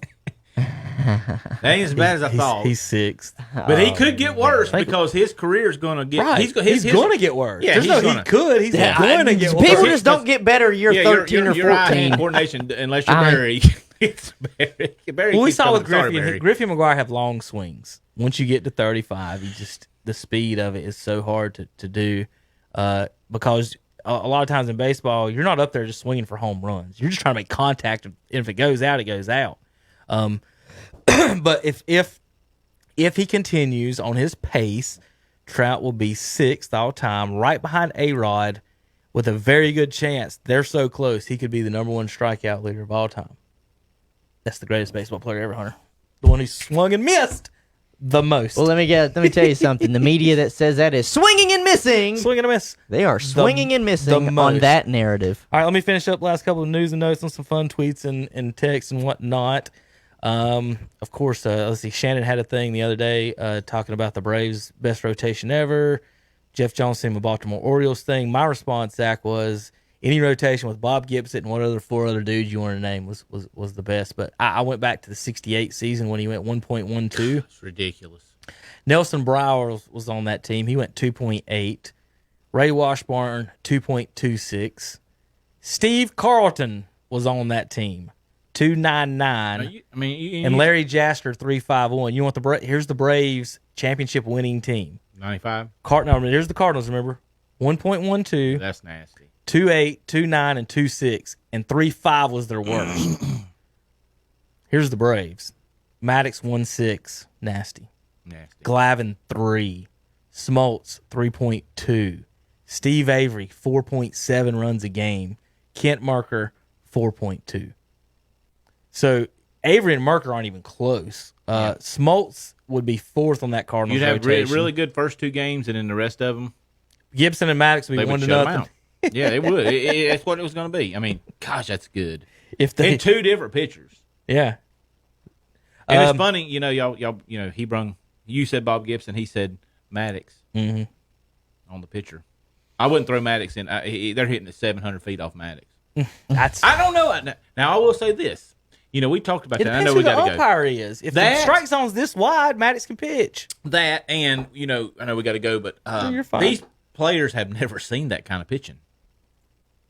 You talk about today's? Yeah. I've never seen slow pitching. Yeah, I don't know if they know how to hit it. That's They'd be swinging early. Everything you swing, it'd be a whiff and a miss. Yeah. Everybody be striking You're right. out. He might be right. That might be how Bartolo Colon he lasted might be so right. long. the thing about Maddox. Daddy likes the Ephus pitch. We Yeah, know he that, does. Zach. You know what the Ephus is, Yeah. Hunter? It's just throwing it as slow And high as you can. possibly Oh, yeah. can, And it drops in the strike zone. and as long as it crosses the plate, it's like a softball pitch. But They it's did. overhand. They've done that a few times over in the Asian leagues. And That's the Calvin Hastings special backyard pitch. Like you get 2 strikes on you, the Ephus is coming. Don't foul too off, Hunter, because the Ephus is coming for strike 3 and you won't touch it. All right, let me finish up. Like I said, Hunter, you got anything else for this weekend? Did anything come across the board? Because we'll be sitting here some days. And Monday, breaking news is when Patrick Mahomes. Oh, we were mid-show. The only thing I got to go across the board is I was watching the race Sunday and they wrecked in the pits. we talked about that Monday. Yeah, we did. Oh, y'all did. I mean, Y'all you did. talked about it because of you said that was like the game. Where was you at? When was that? We texted. Oh, yes. I sent you the video and picture, too. Yeah, Zach. It is. That was that. I And told, then I told Hunter that wouldn't have been shocking to me at all unless I'd seen it in the video game before. And that was just I just couldn't believe crazy it. how they did. The guy Could that not jumped believe on it. the car was an amazing athlete. Did you see him?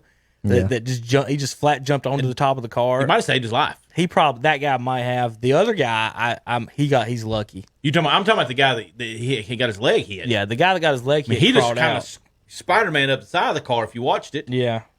Yeah, I don't see anything else coming across the thing. Yeah. other than that, ball sports back tonight, 8:00. Boo. Guys. Ball sports back Hunter. tonight, 8:00. MLS. Hunter, I got one quick news flash I do for you. Stanford is cutting 11 sports. Well, you're kidding me. With their You're $500 kidding. million You're dowry. kidding me. I bet you it's more than 500 million. I bet it's more, man. They're cutting 7 sports programs. I think he said more than that. I thought he said 10. 11. Oh, 11. 11. Why did I say 27 billion. $27 billion endowment, and you're cutting 11 sports programs. Did it say which ones they're cutting? This is going to make me so... 11 of 36. this So is gonna- 1/3 This is going to trigger your me. sports program. This is going to trigger me. Probably archery. Well, You ready? Men's and women's fencing, field Okay. hockey, lightweight rowing, Okay. men's rowing, Okay. co-ed sailing, okay. squash, Okay. synchronized swimming, Okay. men's volleyball, wrestling. Oof. That one- wrestling one, That one can. That's going to hit a lot of people. That wrestling one. Wrestling has gotten a lot bigger recently, especially since the Olympics reinstalled it. I'm at the Pac-12 school. Oh, I know. Cutting wrestling. Yeah, cutting wrestling. And the men's volleyball one, I know it's kind of iffy for some people, but at the same time, like volleyball at schools, it's just something for the students to go and watch. so- Where do you get college volleyball players from? Men's volleyball.